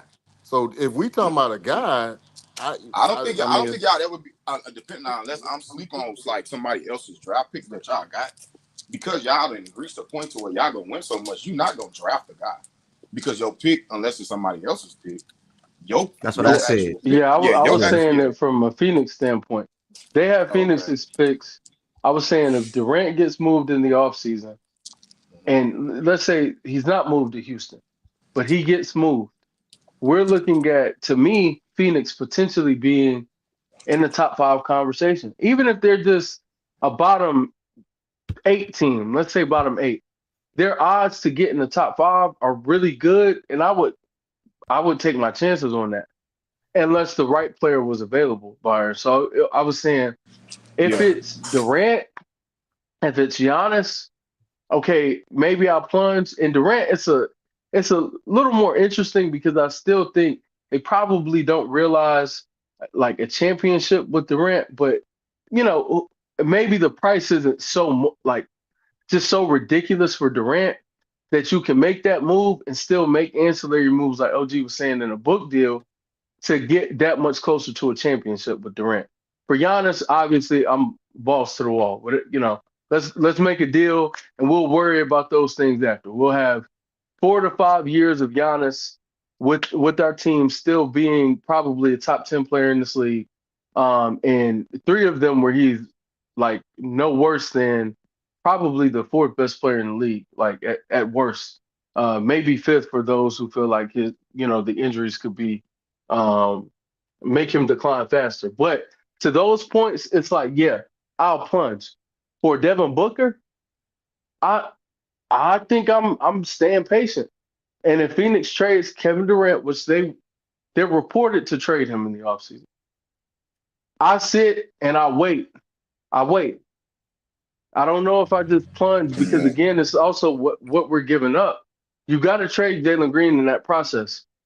I don't think, like I said earlier, I don't want to do too much with just regurgitating the same point. But Jalen Green, this current iteration of their roster, do you not feel they can realize the same thing that they could realize with Book? And if you disagree with that, then that's fine. But that's where I am, and that's why I wouldn't plunge for Book. Yeah, me personally, I think the only thing that would be a positive with going the book route is if you don't give up too much, number one, and number two, with you not giving up too much, you still competitive enough to where what Book would bring, because he's better than Jalen Green, what Book would bring would attract something else. That would be, in my opinion, the only positive route of going the deep book route. And I think we got to. And so, Wes, when you say plunge, to me, I think I don't know unless I'm and I don't do the numbers thing, so y'all can help me out. But for me, I think I'm giving up probably Jalen Green and a couple of picks, right? Because they at that point they want to get younger and kind of start over. So I'm giving you a young player, and I'm giving you your picks back. I think that's to be sufficient. So we wouldn't have to plunge too much, right? We may have to throw another player in there, but that wouldn't be. I don't think it would be any of our top 5 guys, right? And so for me, I don't think we would have to quote unquote plunge too much. I think we give up Jalen Green a couple picks, maybe throw another piece in there. We get booked. And I agree with what Byron just said. I think this ain't the shit on Jalen Green, right? And he may end up getting better. But I think what Book would bring would potentially open the door for somebody else to want to come. And I think it's an upgrade. And I think we can all agree it's an upgrade. Now, to what extent, we can argue that point. But yeah, I think it would definitely be an upgrade and maybe track other people. So, but Yeah, yeah, I'm with y'all 1000% on it being an upgrade. My thing still, if you keep Jalen, because and to Byron's point that he made, you don't know what these players could still become because they're still developing. So if Jalen, and I'm not saying he may never be as good as Book, I like that's fine. If Jalen becomes a guy who is consistently 24 game, like just he's a consistent 24 points per game. He's not super efficient, but he's also not a 53 true shooting guy. If he's somewhere around, like if he becomes offensively what Jalen Brown is, right? Now, granted, he doesn't have what the defense that Jalen has, but from a scoring standpoint, if he becomes Jalen Brown, that's hovering around league average efficiency and putting in 23 plus points per game a night. I think you all can realize the second round in the playoff. I think y'all could get to the second round. Hell, if things break right, potentially get to the third round.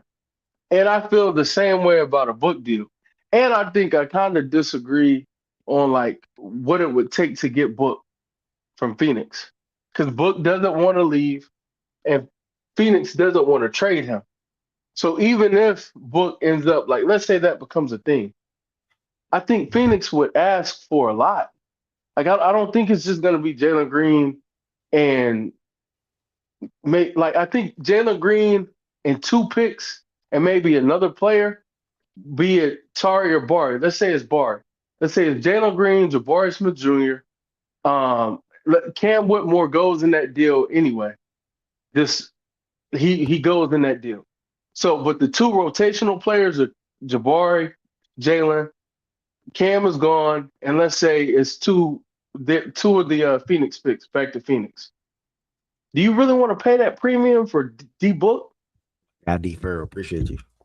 That's all I'm saying. Like, and that'll be my last words on it. Do you really want to pay that level of a premium for Devin Booker? Like when you yeah, could keep their picks, I'm still not be top selling out. 5. I'm not selling out. So if the price is too high, fuck you. You can keep it. I mean, we're not gonna just sell out and just give you anything you want. Now, I understand he don't want to go and you don't want him to go. Well, keep the nigga. Shit. That'll be my take on it. But yeah, I mean, I get it. If I got to give up all that, especially throwing Jabari in that, I don't know if I'd be willing to do that. I don't know if I'd be willing to. Now, if we want to talk about, because you need the picks, right? So the picks are not just some bullshit. You need an avenue to get better. And your best avenue to get better is probably through these picks that we got. So I'm gonna hold my leverage there. I might throw one more pick in. I might do Cam and Jalen and a couple of picks, but I'm not throwing Jabari in there too. Fuck all that. Y'all can keep him. Right. So if the price is too high, I guess what I'm saying, if the price is too high, I'm not budging. I'm not Yeah, just you're gonna not sell out buzzing. for it. Yeah. But if it could be Cam, Jalen, and a pick or 2, you're like, all right, let's do business. I'd be I'm willing with to that. talk. Yeah.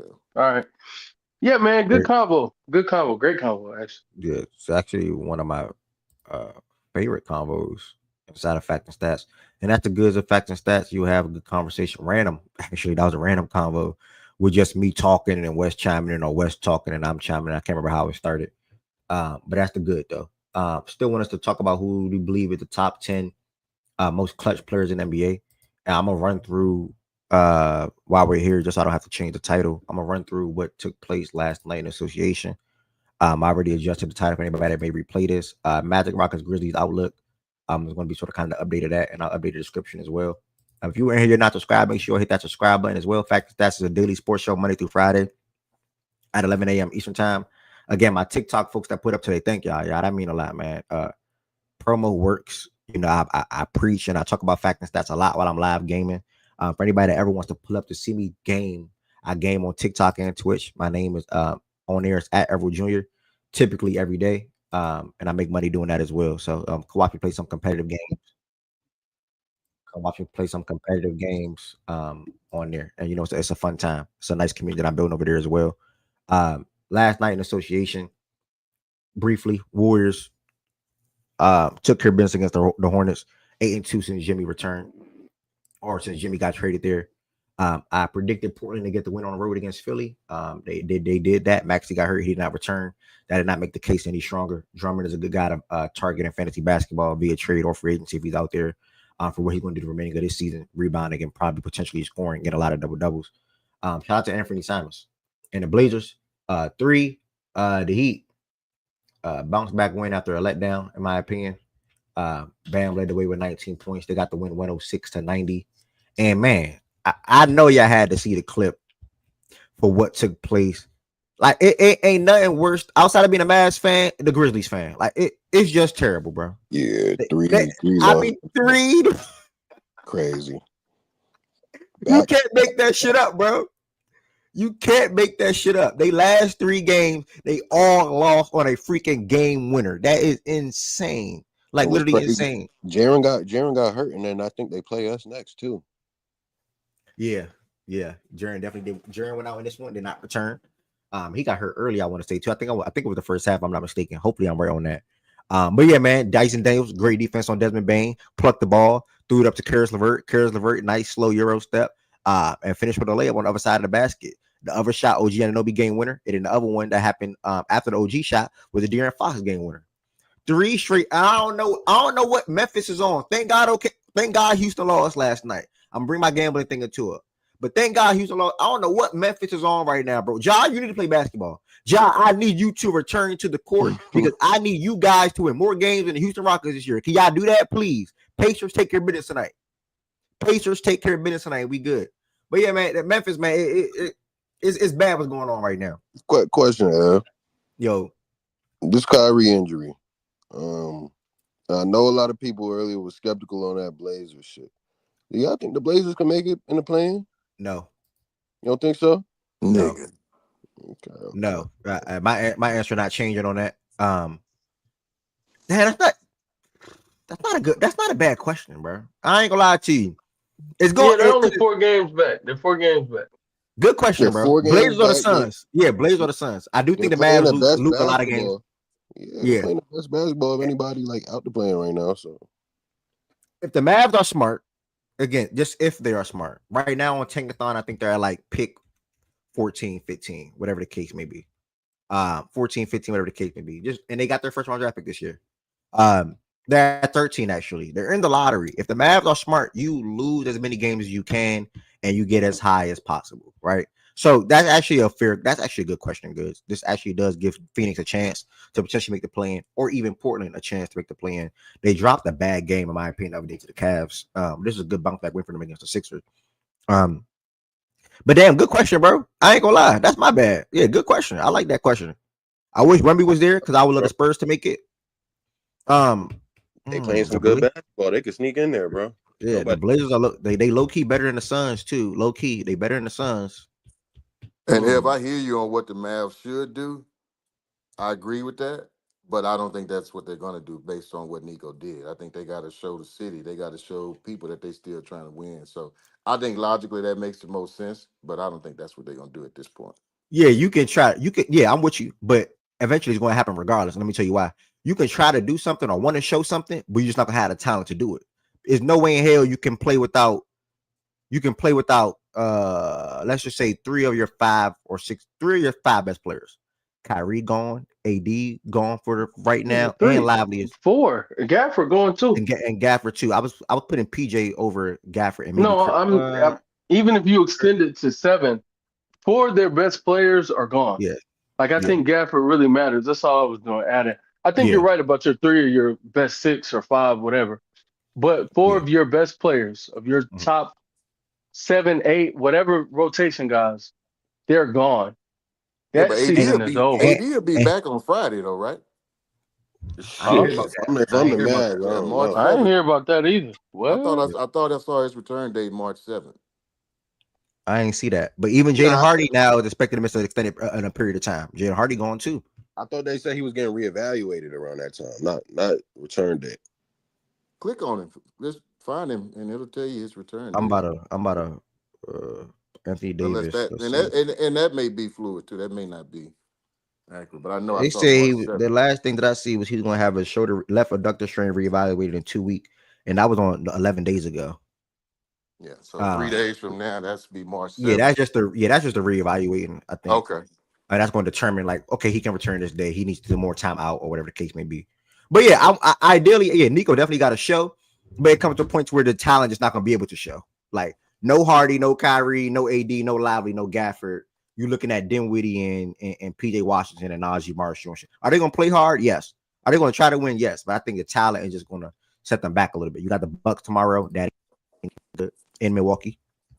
Um, you got Memphis after that. You got Phoenix after that. Like San Antonio back to back. Houston. It's not that strong, but again, with the roster they're gonna be rolling out, it ain't that good either. So yeah, man, I think Dallas is probably gonna lose a couple of games, and they'll probably stay within the lottery. Man, yeah, that's a good question. Good. So y'all banking on 11-10 said Blazers. Good's going Blazers. Y'all like the Blazers to make the play in over the Suns if the Mavs were to drop out? Low key, man. I think that Sun shit is cooked. The Blazers are playing the more inspired basketball right now. I think they try and get in the play in. So that's just where I'm with it. Yeah. I don't think he's wrong about how the Blazers play and all that, but I think the Suns. I still Suns. think the Suns get it. I think that if anything could revitalize them a little bit, it's like, oh, now we have a clear path to getting Yep. the play. Yep. And though it may not change much, because they even if they get in the playoffs, it's easy first round. But I definitely think they have some pride and try to turn this thing around. So I would still favor the Suns. With you, And I would Echo. rather, and me personally, as bad as they've been, I still rather see the Suns, and I think they would present whoever they playing a much tougher task than the Blazers, respectfully. But Echo. Okay. Let me finish running through so we can go ahead and head over to playback. Good conversation today again, man. Truly enjoyed that convo. Houston and OKC. Y'all can chime in right here real quick. Slow start for OKC. Obviously, SGA and company erupted. He put up a 50 ball. I think it was his 450-point game this year. He's I, let me he's on say, it. I ain't seen a nigga that can score the ball like that, bruh, in a long motherfucking time. I've been knowing the nigga could score the ball.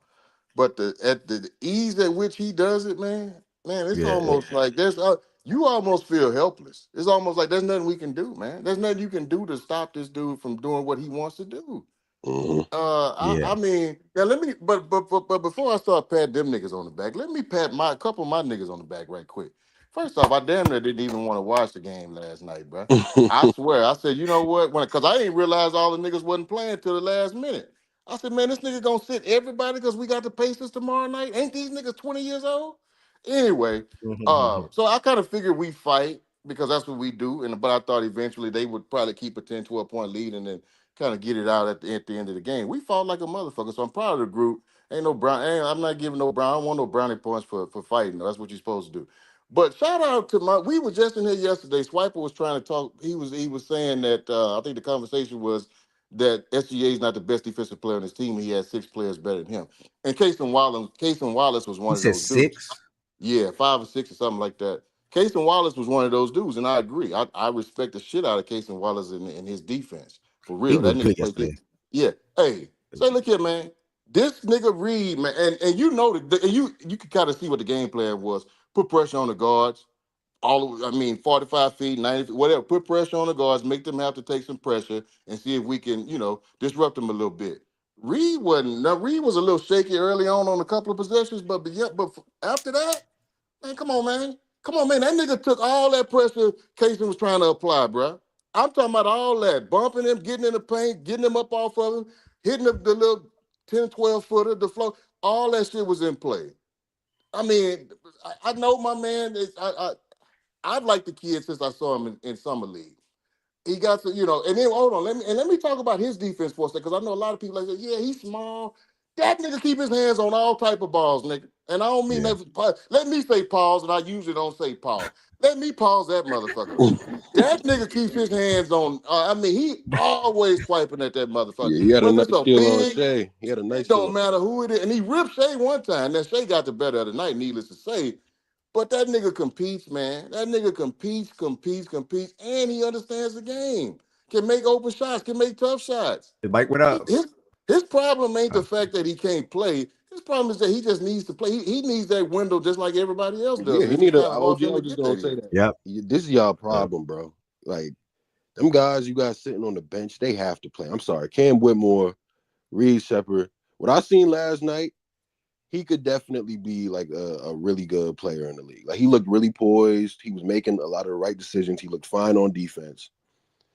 And the pull-up shooting, I haven't seen it all year, but it looked like when he got minutes, when he got in rhythm, it was there. It was like watching him in college, bro. So Yeah, you that's what I'm guys saying. gotta And then play, man. meanwhile, you got a nigga like Aaron Holiday playing for both teams. That nigga keeping us Yeah. in the game. That He'll shit is make a big ridiculous, shot, bro. keep us in, and that nigga take 3 dump shots. Bro, I'm like, nigga, what are you doing? And who do you think Story of you my life, are? man. Story of my Shit. life with Russ. Russ be having Golly, them moments. that nigga, that keeping both teams in play. That was for. So my point to that goods is that a minutes go right there, man. Sit that nigga down, man. And I Mm-hmm. respect Holiday, but not at the expense of Reed. Let Reed grow, man. Let this be his freshman year, bro. Don't make next year his freshman year. Make this his freshman year and live with the consequences. Because we not winning this year. Be okay with that. And then Cam, y'all know how I feel about Cam. I don't give a fuck what nobody ever has to say about Cam. That's my nigga, man. I love the nigga. And when I talked about him potentially going to Phoenix earlier, that's because I just don't know if he's gonna be allotted the time to play here. I don't know if he'll ever get that. And he got Yeah. some shit you're gonna have to work out. He got some kinks, but the only way you work out them kinks is by playing. And Ime is just a stickler, man. He's not, I get it, but at the same time, right there with you, man, these two guys can help, bro. They can help. They I think need to the play. issue for Cam on your team, he just doesn't have a role. I think Reed, I agree with you on Reed. Reed should have been playing, even with his growing pains.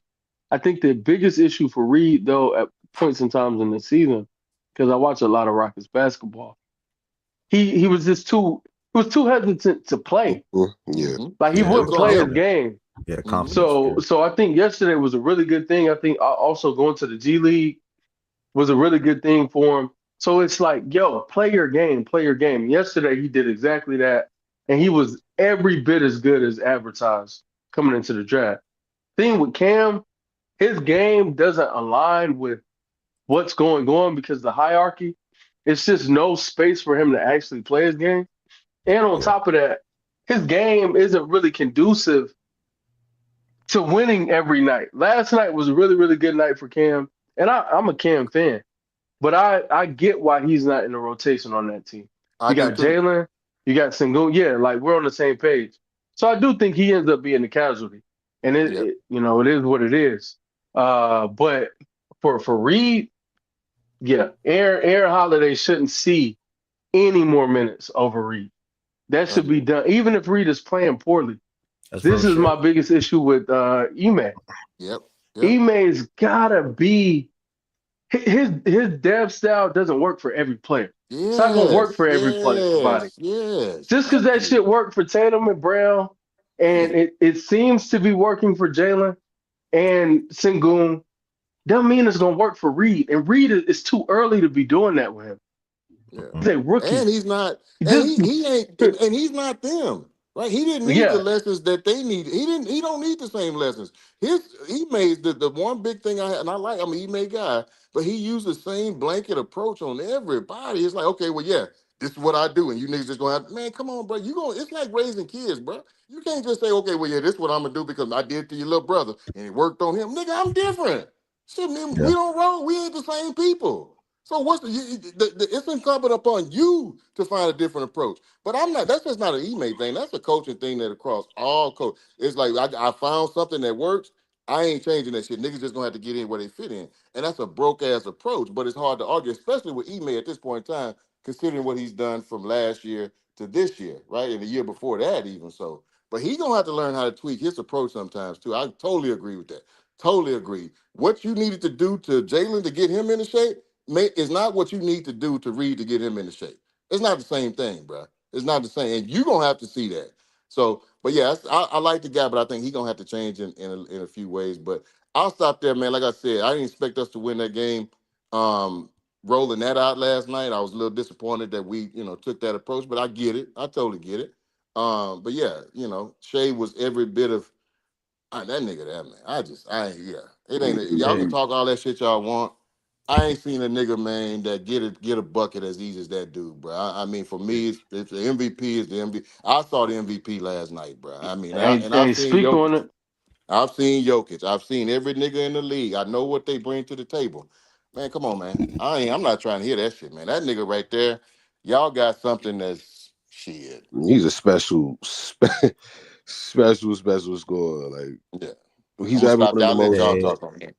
Yeah, he's having one of the most special guard scoring seasons I've seen in a minute. Like it's ridiculous. Like every shot he puts up now, I think is going in. Yeah, on the year now, I think he's 30%, 37% from three. And niggas like he started the year off slow, by the way. I think he started the year off 32%. Over the last, I think Man, since he was lower than that at one point, bro. I think since December, this nigga's been at like 42% or some shit on threes. Like, Yeah, it's ridiculous, bro. Like he is he's mastered the game. like, like it's to the point where it's like every shot, bro, I think is going.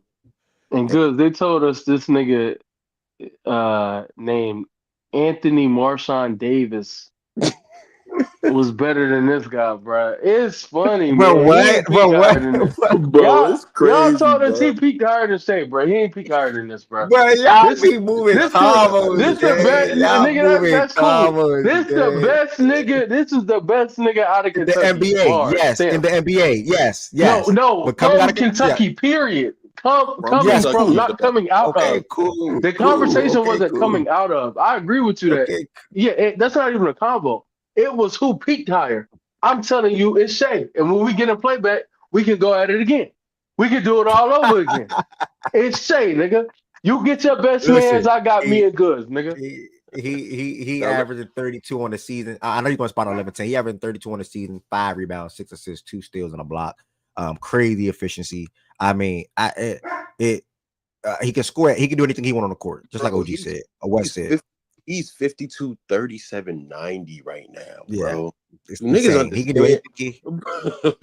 anything. And what's so impressive because we haven't seen a season like this, in my opinion, from a guard since like Harden, where he did 38 or 37 and then 34, right? But Harden scoring was like, in my opinion, like loud, flashy, the step back threes, the crossover, the things of that nature. SJ just get it, like he just get to it, like he just get buckets, like so. I mean, two good guards. I'm glad that we was able to witness Harden. I'm glad we witnessing SJ because this is now his 3rd straight year. Again, I say 3rd straight year as a guard averaging 30. That's not an easy. When's the last? By the way, can somebody let me know that? Is it Harden? When's the last time a guard averaged 30 for 3 or more years in a row? Hold on, James Harden stats. It Is was it Harden? 3 years in a row. 3 years in a row, 30 or more. That gotta be Harden. Let me check. Hold on. It's probably Harden, but It is Harden did his this. first MVP year. He averaged 30. Yeah, Harden. The year he was runner up, he averaged 36, and then the next year with Russ, he averaged 34. 36. So Bro, him get averaging 36 and on them numbers, and he got Giannis. That was Giannis MVP, right? yeah, that was Giannis MVP. Damn, man. Yeah, Harden did it 3 years in a row. 30, 36, 34. Credit to West. He was top 3 MVP all 3 years. But he did not do 4 years. Can anybody give me a first person that can find a guard that averaged 30 or more 4 years in a row? Do not say Michael Jordan or AI. Is it one of them? Nigga, what? Who's How the you last gonna guard say that I ain't gonna hold you. It's probably AI. Yeah, it's probably one of AI. them. Because I don't think Kobe did it. Kobe didn't do it, so it's probably one of them. AI. I don't think AI did it either. AI didn't do it. Yeah, AI didn't do it Yeah, either. I was about to say I don't think AI did that. Bro, Either. it's Jordan, I think. It's got to be Jordan. Yeah, I think it's Jordan. That shit So is Jordan crazy. did 34 years in a row. SJ got to do that next year. AI did it. That was that long ago. AI did it 5 times in his career, He but missed a he year only though. was able to do it back to back. Yeah. Yeah, he did it. Not each time he did. Well, yeah, the last time he scored 31. And well, no, that actually is wrong. Because that season is split. So that he only did it 4 times in his career. And from the 4 times, he like after he did it his first 2 times, he did it the year he won MVP in 01. Then he did it again in 02, and then the next 2 years he didn't. Then he came back 05, 06 and did it again. And then 07 he was on his way to doing it again, but then they traded him to Denver. So it's over. Yeah. As Jake can do some crazy things. I seen All Jordan fast and Oscar. I steady. seen Jordan. Oh, Yeah. I think I 11 seen 10. Jordan did it 7 years in a row. And go, you can respond to 11 10, my bad.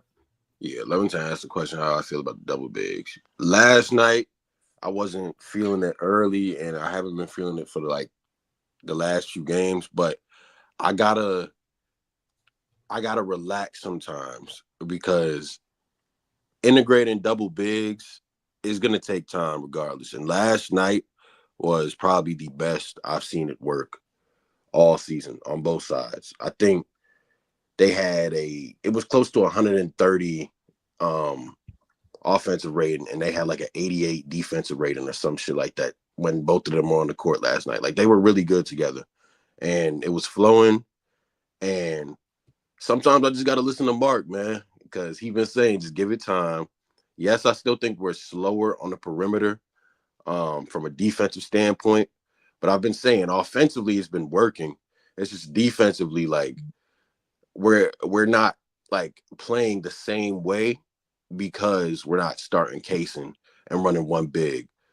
But the offense has been perfectly fine though. So I just got to give it time. Defensively, they were solid last night. And I think we're going to continue to try it for the rest of the season, obviously, since we missed so much time with Chet. So, and yeah, let me tell you, if that answers the question, it's I like it, but obviously it's not going to be like stamped for me, like, but I like it though. I thought it. If you watch him a lot more than me, so I thought it looked a little clumpy last night. But I think you got to give it time. And also, I think Chet's still trying to get to where he needs to be because he didn't look like he was moving. As good as I've seen him move in the past. So I think it'll eventually get better. Yeah, and what's It's just crazy is when we have him out there by himself, he looks like at ease. But his problem is he's so like technical when it comes to being a shot blocker that his rotations are sometimes off because he's playing in that help role, that secondary rim protection role next to iHeart. So he's always cheating over from like the guys in the corner or the guys at the top of the key, and he's leaving them open, and now he has to run out and recover. And every time he has to do that, it leads to an open three like all the time. And that's what's fucking him up right now. He's so used to being that one shot blocker on the court that it's like ruining his rotation and everything. But I think he'll be fine. Like he'll get used to it. Because he's gonna have to play 4 at some point. Him and iHeart are 2 of the best players on the team. So they're gonna have to play together. But offensively, they threw 2 lobs to each other last night. So Hey, how do y'all look when teams take the ball out of Shai's hands? Are y'all effective? I don't watch y'all a whole lot, but I just wonder about that. I mean, I think we've been fine. Like, and we've been seeing a lot more blitzes lately, from everybody, and we've still been like one of the best offenses in the league. I think we've been actually number one. Um, but people will like harp on that one game by the T Wolves where we didn't knock down shots or where we didn't execute like how we normally execute, and they'll just say, "Oh, this is how it's going to be in the playoffs." But if you've been watching most of the games, we've been killing that all season. And in that T Wolves game down the stretch, we were missing our best big man passer and our only big man on the court because Chet didn't play either that game. So it's like people just gotta relax when it comes to that blitzing shit because we've killed it damn near all season. Okay. So it is what it is, bro. Like, It's all dependent on J-Dub. When J-Dub is good, we're completely like we're unbeatable if J-Dub is good. Like yeah, I have no. I know people are gonna be like, oh my gosh, here y'all go. We're unbeatable if J-Dub is good. If J-Dub is good, we lose what 2 games the entire playoffs. yeah. You're right. He's probably the most important part to this shit.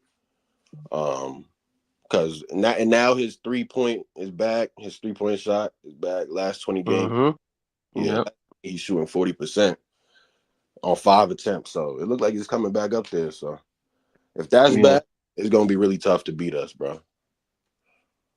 But yeah, man. Shout out Houston, man, and Ime. We'll get into it in playback, but you can't pull on your guys like that. I was disappointed in his What was with decision that last Jalen night. Green shit last night? No, I no, no, think, no, no. Wes, let me man, come to his defense on that. No, that was. I think he knew that they basically punted the game, right? I yeah, think. that's what I said. Don't put on your Yeah. guys like that. Oh, and so you saying he should have? No, I think because I know we're gonna need and Jalen is the one dude that ain't took a game off. I don't think he's had a game off since he's been in the league, right? And so Yeah, for me, he's the one who plays through everything. Yeah. I knew he. Okay, I knew he was going. Okay. No, that Anyway, wasn't even a dig. I was saying like, no, he's an Iron Man. Like he does stay on the court. That's all I yeah, was saying. yeah. No, he and so I think he was just trying to protect him and just trying to see because I think he knew that even if we would have found some kind of way to win that game, I think he just settled on we're not about to win this game, and I ain't finna stretch him out, unnecessarily. I agree with that though. Because I don't know, it would have been too tough for us to win that game, and you would like I said, you'd have But put you too much heard his stress on. numbers doing that, bruh. Ah, that Sit this my nigga nigga, here, this man. Just nigga sit here, him, man. this nigga. Like, Okay, I just ain't know sit what the my angle nigga, was. man. But yeah, nah, he only missed games his rookie and sophomore year. Last year he played every game. This year, I think he's played every game, or maybe except for one. But yeah, he I definitely get that. Yeah, he's played every game this year, so I get that point. I just if having it my way, he would have played the guys because y'all while while it was an uphill battle with your second unit, the way you started coming back in the game, it was like okay, because there was enough time. It's not like y'all started making it a game, but it was 3 minutes left, and it was like we're still down 9. Like nah, it was 7 minutes left to go in the fourth when y'all started making it a game for real again. And that's why. But no, I definitely get what you're saying. To be honest, he's probably the one who, above all else, should have sat last night because he's just been banged up. He's had little knick-knack injuries here and there. But he just has played, so I get it. But yeah. Any final words, Nah, yeah, I just got back. Yeah, good talks. I heard y'all talking a lot about the OKC and Rockets game. Great praise to Reed, Cam, SGA, and then just the team in general. And then 11-10 with the question in the chat about the double bigs. To wrap up, I already got the room locked and ready to go. To wrap up with the last, I think it was the Pistons. Okay, so the Kyrie Irving injury obviously happened. Kai Jones is now in Dallas after the Clippers cut him.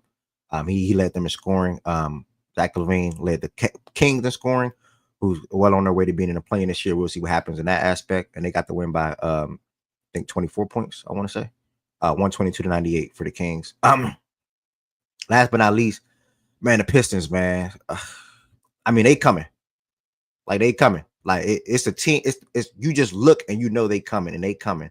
I'm not gonna say they're gonna be at the SG. They're gonna be at the OKC rate. I ain't saying they're gonna be nothing like that. But they, as from a young team in the league or in the Eastern Conference, they are coming for sure. I think they got a lot of draft. I think they got a lot of young assets that complements Cade Cunningham's game, and it's just easy to build around as well. I saw shout out to Eli. Eli made a great tweet.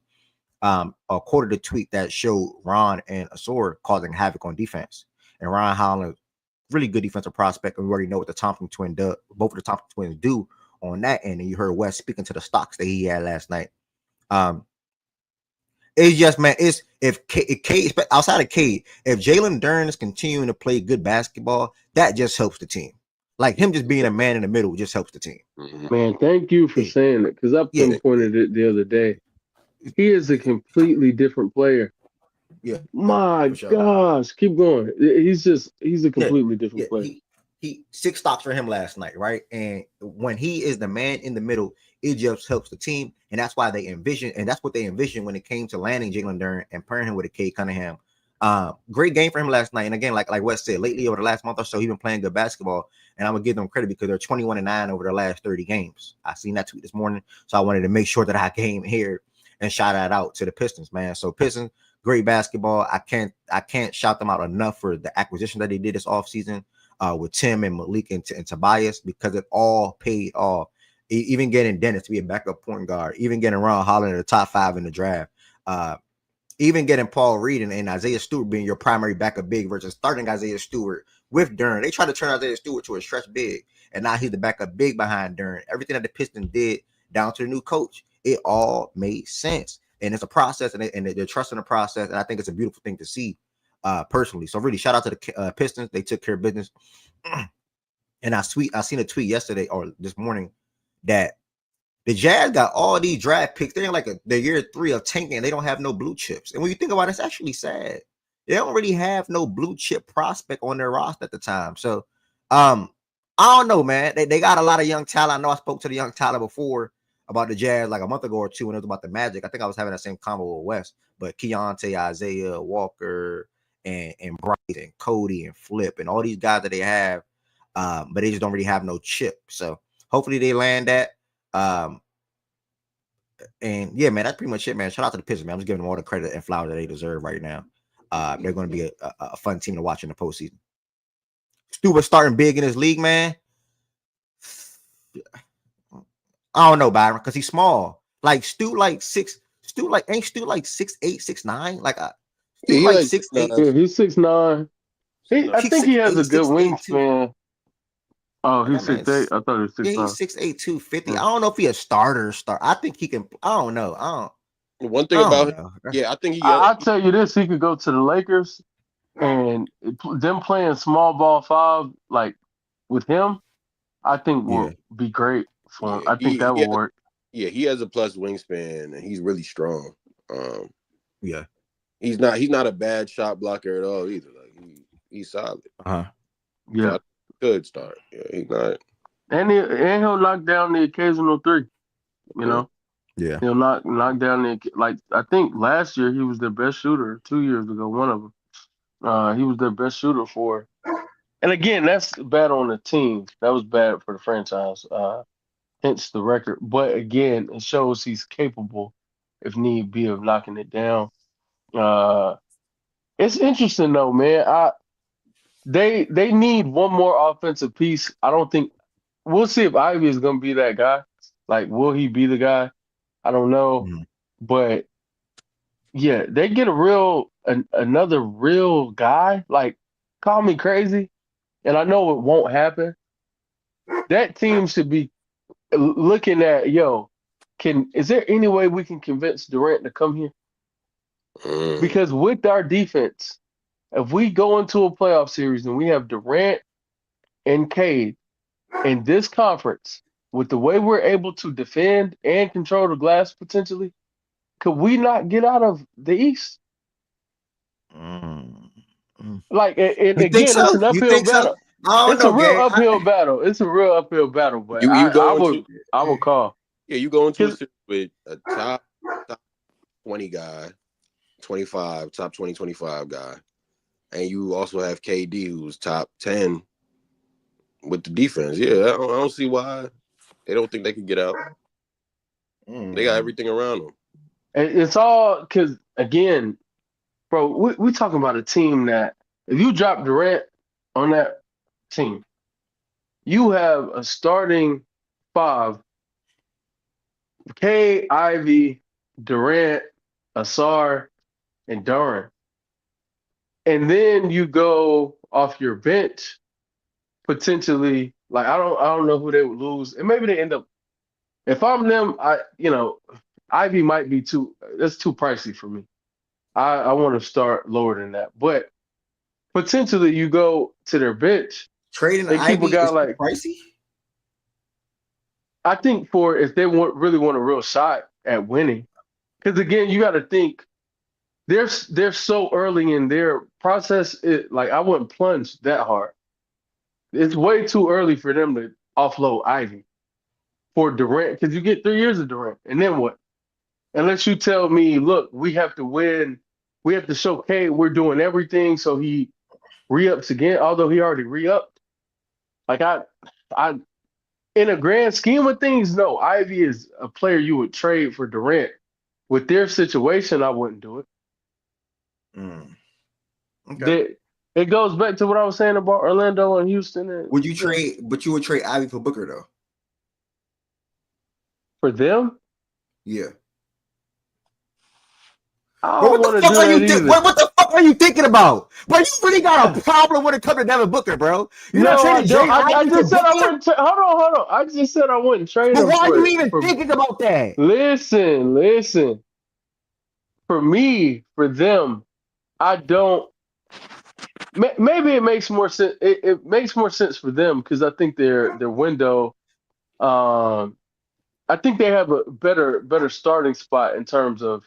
I think Cade could be better than. I think Cade is better than Sengun and Jalen Green. I think he will continue to be that. I think Cade could potentially be a top 10 player in the league a year or two in his prime.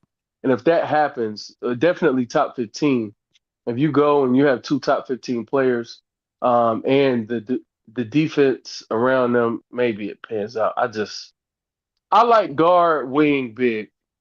I like guard, wing. Like I don't like Guard. two primaries in a backcourt. Yeah. I've never been a huge fan of But that. you know he can operate. You know he can operate off though. Like Booker don't gotta have. You know what I'm saying? No, I know, but he's still a two guard. Like Booker's a two guard. He's not a wing. And how he functions offensively, like I just think he has limitations offensive.